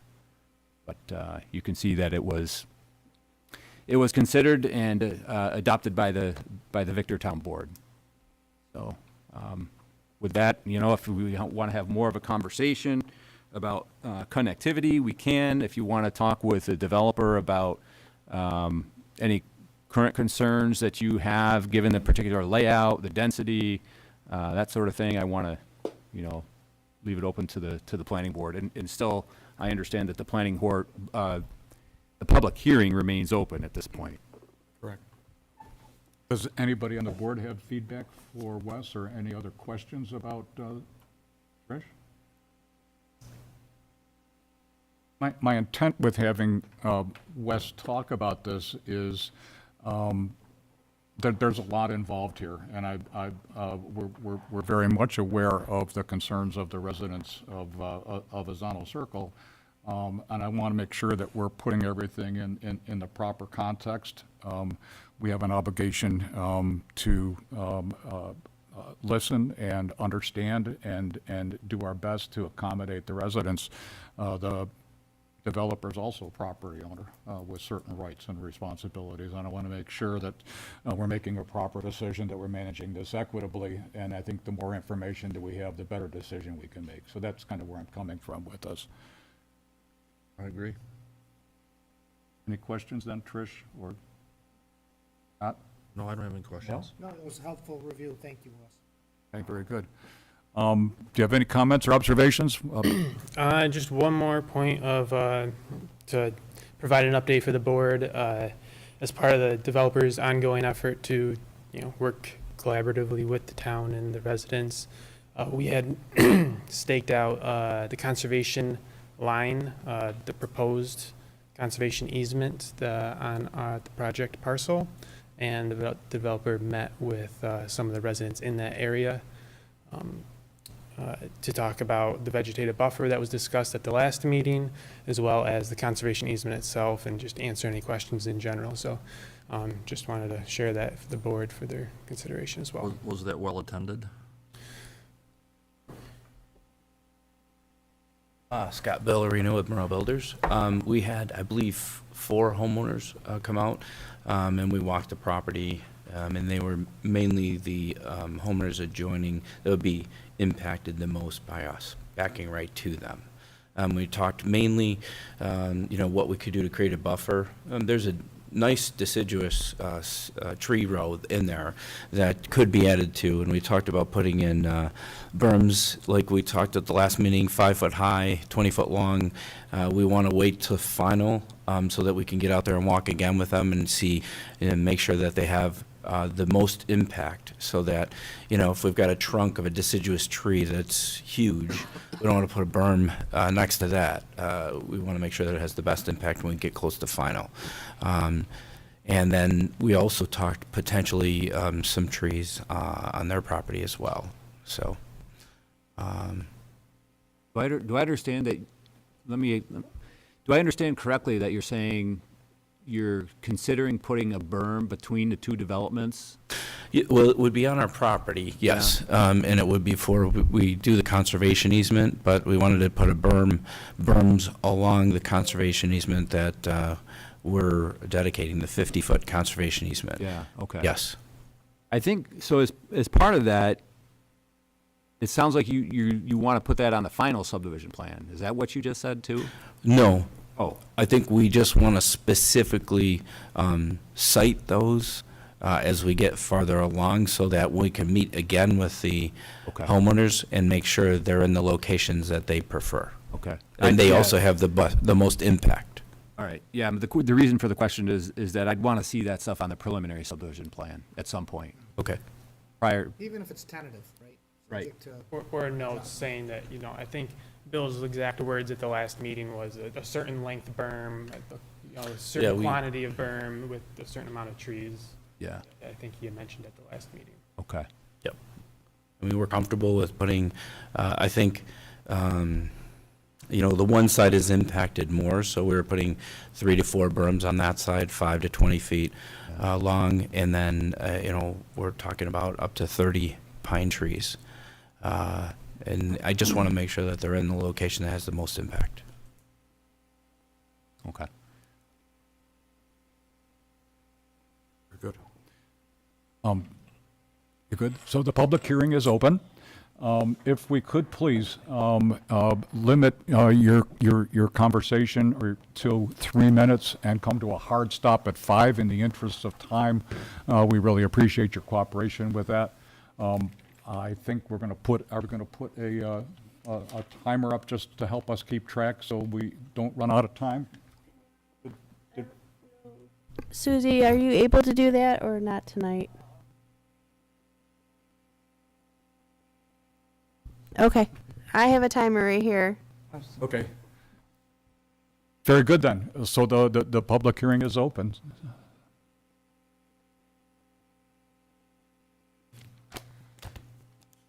Hi, good evening. How are you?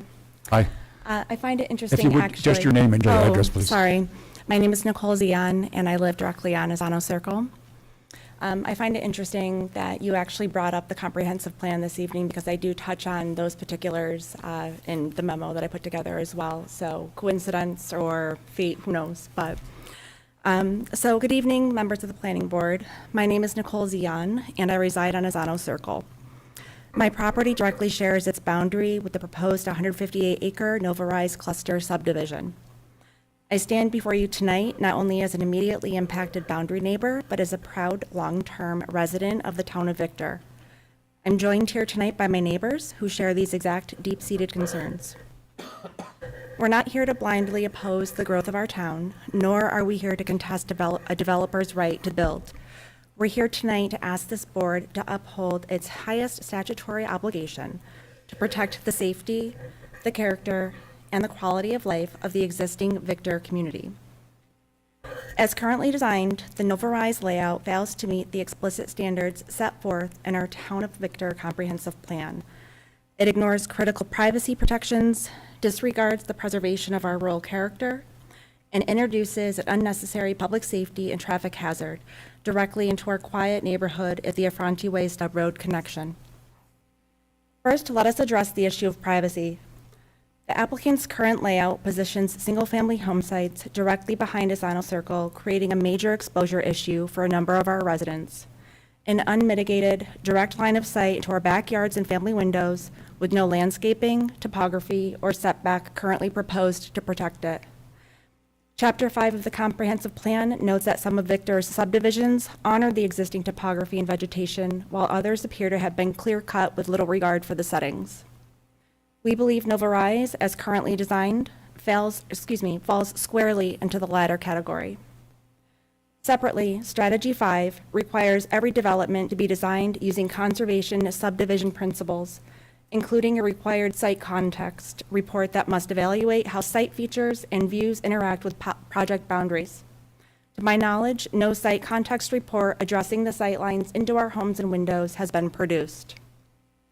We request that this board mandate an increased lateral setback along the western edge, coupled with a heavily planted earthen berm at minimum 8 feet tall and 20 feet wide per home directly impacted, funded entirely by the developer to structurally block noise and restore the privacy that the current layout would otherwise eliminate.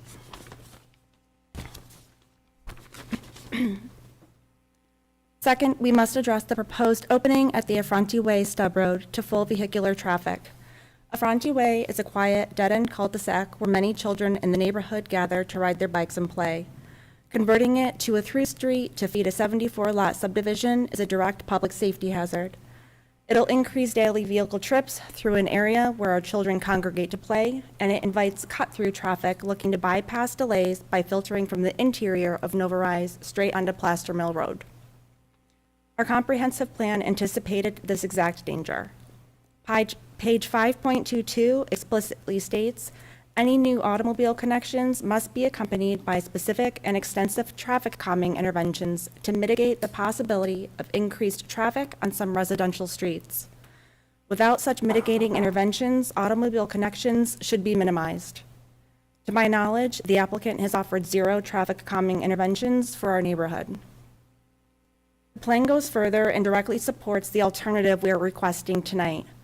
Page 5.22 states that it is not practical or even necessary to force every existing residential subdivision to open up roads to its neighbors. Rather, it's important to establish the right connections between the right places.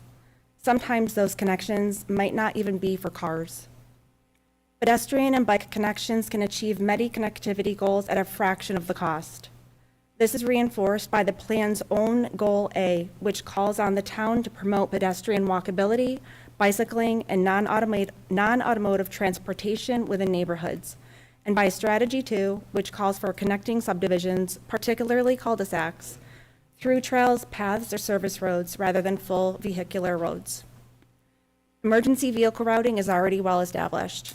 Fire and rescue reach Asano Circle via Plaster Mill Road and would access Novarise via its wide main entrance on Brownsville Road. There's no public safety justification for opening Affronti Way to passenger vehicles when the plan itself favors a non-vehicular connection in exactly this kind of situation. We request that this board restrict the Affronti Way extension to a non-vehicular walking and bicycle path accessible to emergency vehicles only. Finally, we must look at the broader impacts of the character of our town. Goal B of our comprehensive plan calls on the town to maintain the character of the community. Replacing the open fields behind our homes with a dense, elevated cluster of houses removes the rural quiet that defined our choice to build our lives and raise our families here. This is not a minor inconvenience. It's a real decrease in our daily quality of life. The comprehensive plan notes on page 5.9 that thoughtful, localized design elements directly contribute to the level of investment in a neighborhood and ultimately contribute to the value and character as well. Between the loss of privacy and the introduction of cut-through traffic, residents have legitimate concerns about the long-term impact on neighborhood stability and property values in this area, concerns we believe this board should weigh seriously as a part of its review.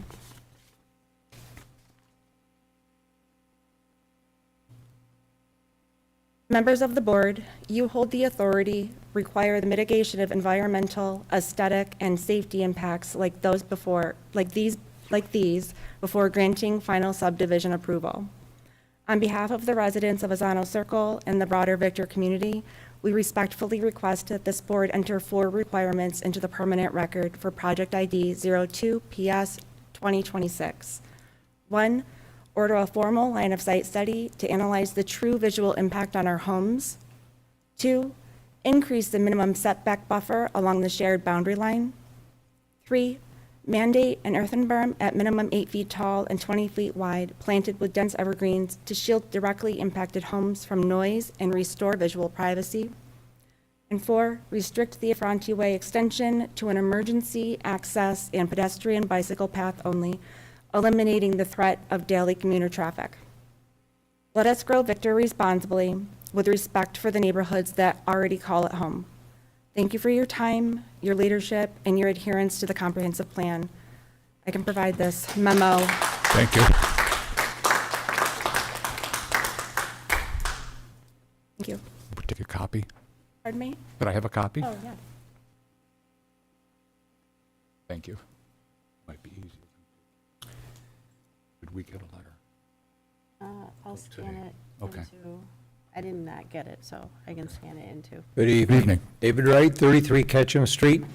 I didn't know if the information I'm going to give you was already communicated to you or not, so I wanted to make sure that I did communicate to you.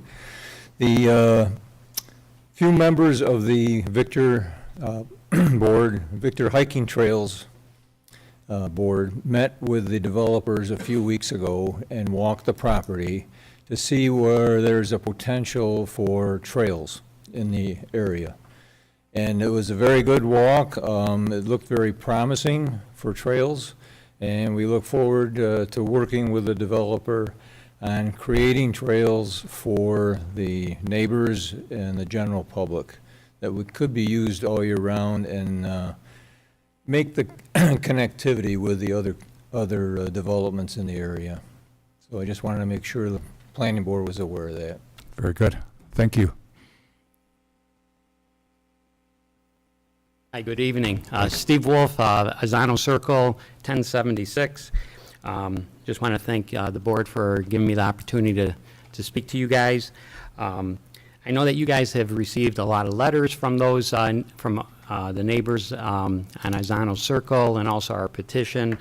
And a couple things that I do want to point out. It seems as though at some of the meetings I did hear from the board and also some people from Brownsville that when we built our homes on Azano Circle, we should have known that there was going to be a road, okay, where the stub road is. I will say that I've been there for 10 years now, and when I moved there, seeing the connectivity from Azano Circle to St. John's, that's what I thought that connectivity would be somewhere down the future. So I just wanted to point that out. Also, I think that connectivity is extremely important. I think at one of the very first meetings, okay, the young lady in the back talked about connectivity with different neighborhoods. Wes also talked about that connectivity.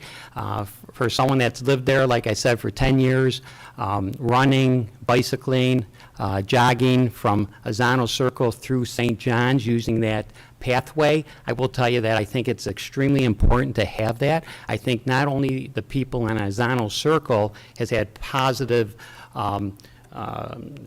with that connectivity route, but also those people on St. John's.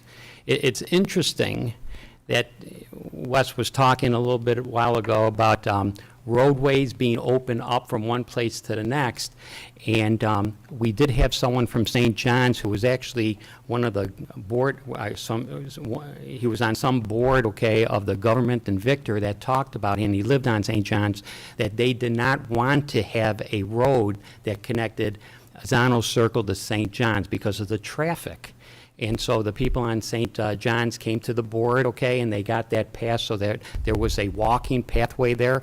That's what we're looking for, okay, from Azano Circle. With the opportunity, okay, that if emergency vehicles needed to use that area, that pathway, they could, just like they could, okay, from Azano Circle to St. John's.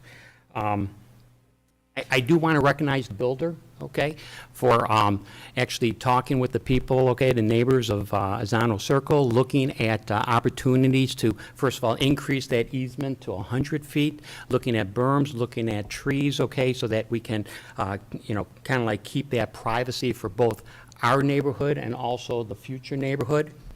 So thank you for that.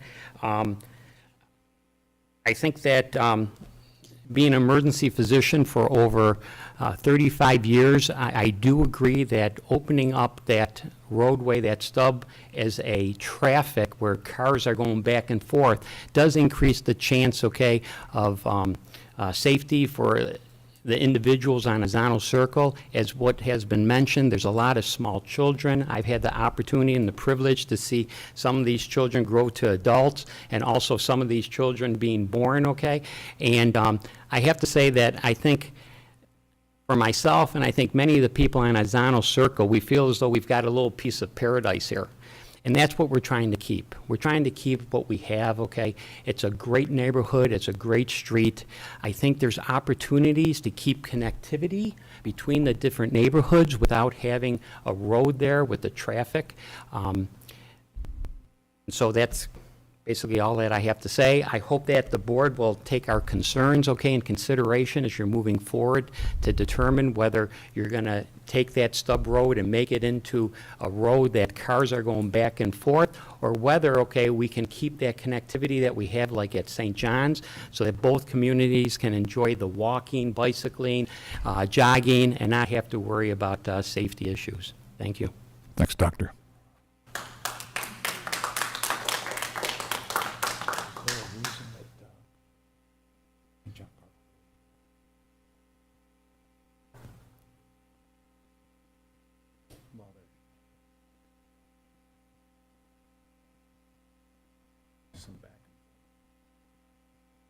Okay. All right. We can get into that another meeting. Sure. Hey, good evening. Hi, good evening. My name is Ken Arolano. I'm at 1067 Azano Circle, and I have a question actually that was put forth from San Dragos, who's not able to be here this evening. And he wanted to know, and this was submitted in the letter that we submitted to everybody in front of us, I believe, why are there so many other neighborhoods in Victor that only have one exit? And he just wanted to kind of gain some more perspective. And he cited, you know, there's 80 homes in Erica Trail, only one entrance. Stoneleigh Trail, one entrance from the road, 34 homes. Hertfordshire Way, one entrance from road, 35 homes. Oak Ridge Drive, 36 homes, there's only one entrance, and so forth. So there's a bunch of neighborhoods, Pecan, Dune Ride, 85 homes with only one entrance. So I guess the question is, what allowed for those developments to stay with that one road theory? We're really entrenched with, we got to open this up. That's the question. If it could be answered in some capacity, I appreciate it. I'm not sure what the answer is. I think the answer is it depends on when the subdivision was created. I can speak to Hertfordshire Way because that was one of the first subdivisions I worked on, and I actually lived there. That came in 1986. and I believe that predates any of the requirements that are on the books right now. I guess Victor, if I understand it right, has a 25 lot or 25 home requirement, but the New York State Fire Code has 30, I believe. So depending on when, to my knowledge, depending on when the subdivision was created and the laws that were on the books at that particular time, that's what they would have to adhere to. Yeah, I think generally, so this is an unofficial answer, right? And if you want us to, maybe we could contemplate or provide more conversation at a later date on this, but I think in large part, some of those projects, depending on when they came to the community, when they came to the town, right? Standards were likely different, right? Ballerina Court, however, right, so we could get into the details as well. I don't have the map up in front of me, but there's a certain number of homes that have two different pathways to get out to McMahon Road, right? Well, there's one main segment that goes out to McMahon Road, and that was made wider for purposes of providing increased capacity for emergency vehicles in the event there was, part of the entrance to that roadway was blocked off. So I think in general, that's a very unofficial answer for you. Adam, one of our code enforcement officers, had put together a quick email. I think I sent it to you and Lisa a couple weeks ago, but maybe we could go over it at like the next planning board meeting and make sure the board gets it. But I believe the research the code enforcement officers did is the state fire code changed between, I think it was the 2015 and the 2020 state fire code. And I think it was Scott and probably you, Wes's point, every street you just mentioned was approved before 2015.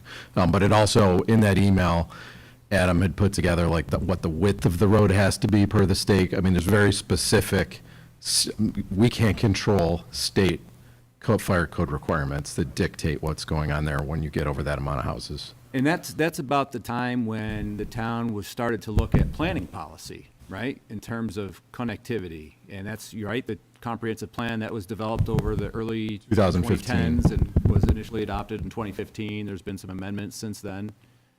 So there's different planning policy today that, kind of shapes development. And that was a public participation process, right? The public was certainly involved in the development of the comp plan and the access management plan as well. So how would be the best vehicle to communicate this and give a definitive answer? I would think a memo to the board, and then the board and/or Wes could go over it at the next planning board meeting. We could review it at the meeting. Yeah. Would that satisfy, I think? Spell out exactly what the Rather than state. shoot from the hip, we'd have generally, something. What result are you looking for as a result? The questions that you've posed or your friend or your neighbor has posed, what's the result that you're looking for? He wants to know the thought process, because when he looks around, there's plenty of neighborhoods, and it seemed like the previous meetings, there was a large focus upon there is a reason to connect because we have to just build it that way to have two access points. And he's just pointing out, clearly, if you look at Victor, from his purview, there's plenty of places with more homes than us. So he wanted to understand that specifically. So the short answer to that, and we can elaborate at the next meeting, I guess this is just my thought process, but the short answer to that is the state fire code has changed since all the streets you just mentioned were built. Then you mentioned around 2015, 2014 approximately? I believe so, yes. So then that brings me to another point, just thinking out loud. The residents up the street, obviously, in St. John's Parkway had similar objections to the connectivity. And Lozano was obviously built after that fire code, and I think Azano was approved before that, though, like 2013, I think. but not built till. But we've it's been all there about, for it's 10 all about years. when it received planning board approval. I guess the greater point is that when we look at it, as my personal opinion, what the neighborhood is thinking is, how did they successfully convince the board not to go through there, you know? And we have similar arguments that are pretty identical when you look at that Pinch Road. For me, not representing the street, my primary thought process as a business person is very simple. If you're going to invest in a home in Victor, whether you're an individual or a business, you're going to project and assume that you have property values that can be maintained. If you build a home with your life savings for $500,000 or $1 million, you certainly don't want the builder right down the street, and you would assume that he's going to start building $100,000 homes, because it changes the character of what you expected. For me personally, when I built in that lot, I assumed that if they built, the homes would be very identical. The neighborhoods will look very identical. And if you think about the character of Victor, we have a beautiful number of lots that connect with that connectivity road, St. James Parkway, and those homes are generally just like ours. It's a beautiful neighborhood when you look at it from that direction. Putting this high-density neighborhood right next door, it just doesn't feel right when you look at it from that direction. So you can actually understand my personal objection. I would love it to be that it's just look and feel. If they said, look, we're going to put homes that are all going to be in much larger lots to mimic the neighborhood that's there, I would feel differently about it. But that's part of my personal objections. Just curious, I don't want to take too much time, but do you guys have, does the board itself have any sort of thoughts to that? I know I'm not looking for an official answer, but what do you see what I'm referring to? Understand your point, sir. All right. Thank you so much for your time. Thank you. Yep.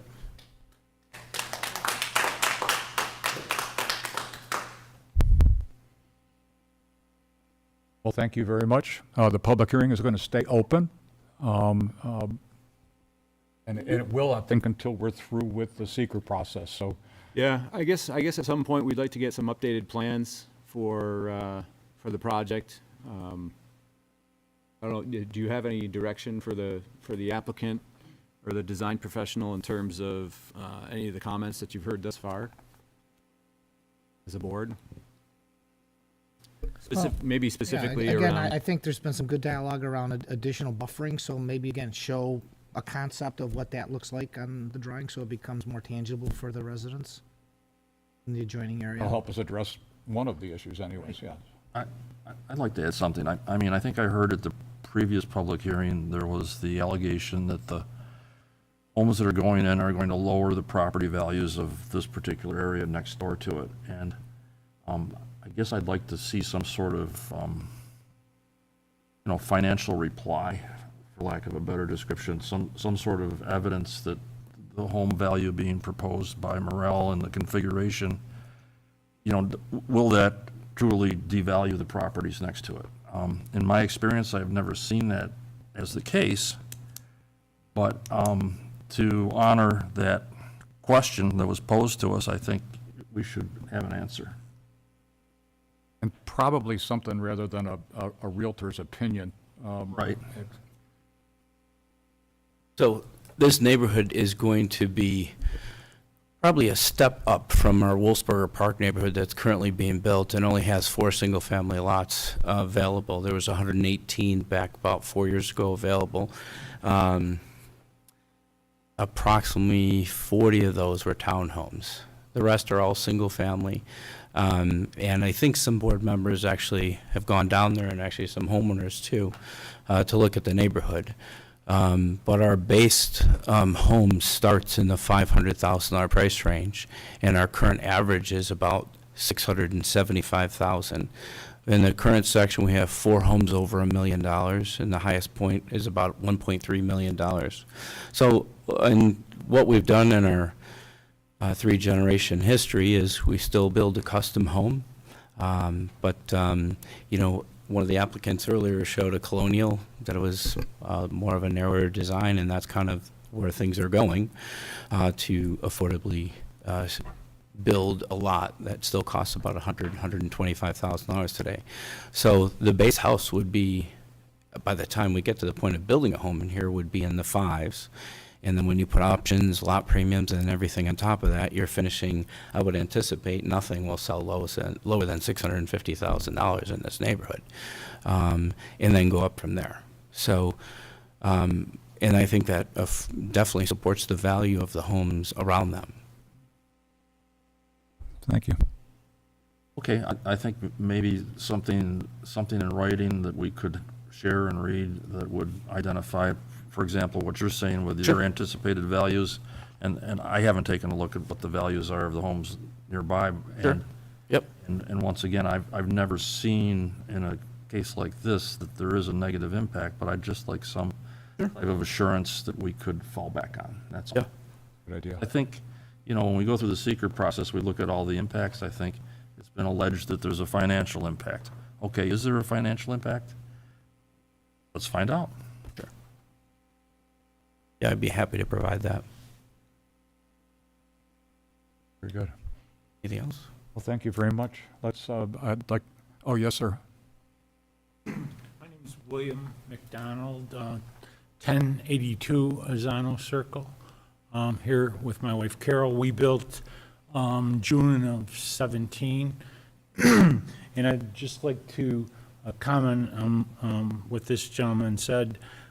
If you're building homes in that price range, it would seem to me that that could be a selling point to just have a bike path, just like we have now with St. John's Parkway. If you're building homes in that price range, to me, that would seem like a selling point. So I guess I would implore the builder maybe to at least consider using that as a marketing opportunity. Thank you. Thank you. I wanted to remind the board kindly that 2 meetings ago, we had a neighbor who was trying to sell his home, and he was not able to sell it successfully, and it was specifically because the building's so close to his property in the back. And we were all here for that, but I just want to remind everybody of that. As far as a study, if I'm allowed to, I'd be more than happy to have some realtor friends of mine put some things together and submit it to you guys. I think to your point, having a study that might be helpful to prove your point, but I don't think a realtor's opinion is what the planning board would be interested in. If you're able to find a study that actually shows beyond just an opinion of a realtor, I think that might be helpful.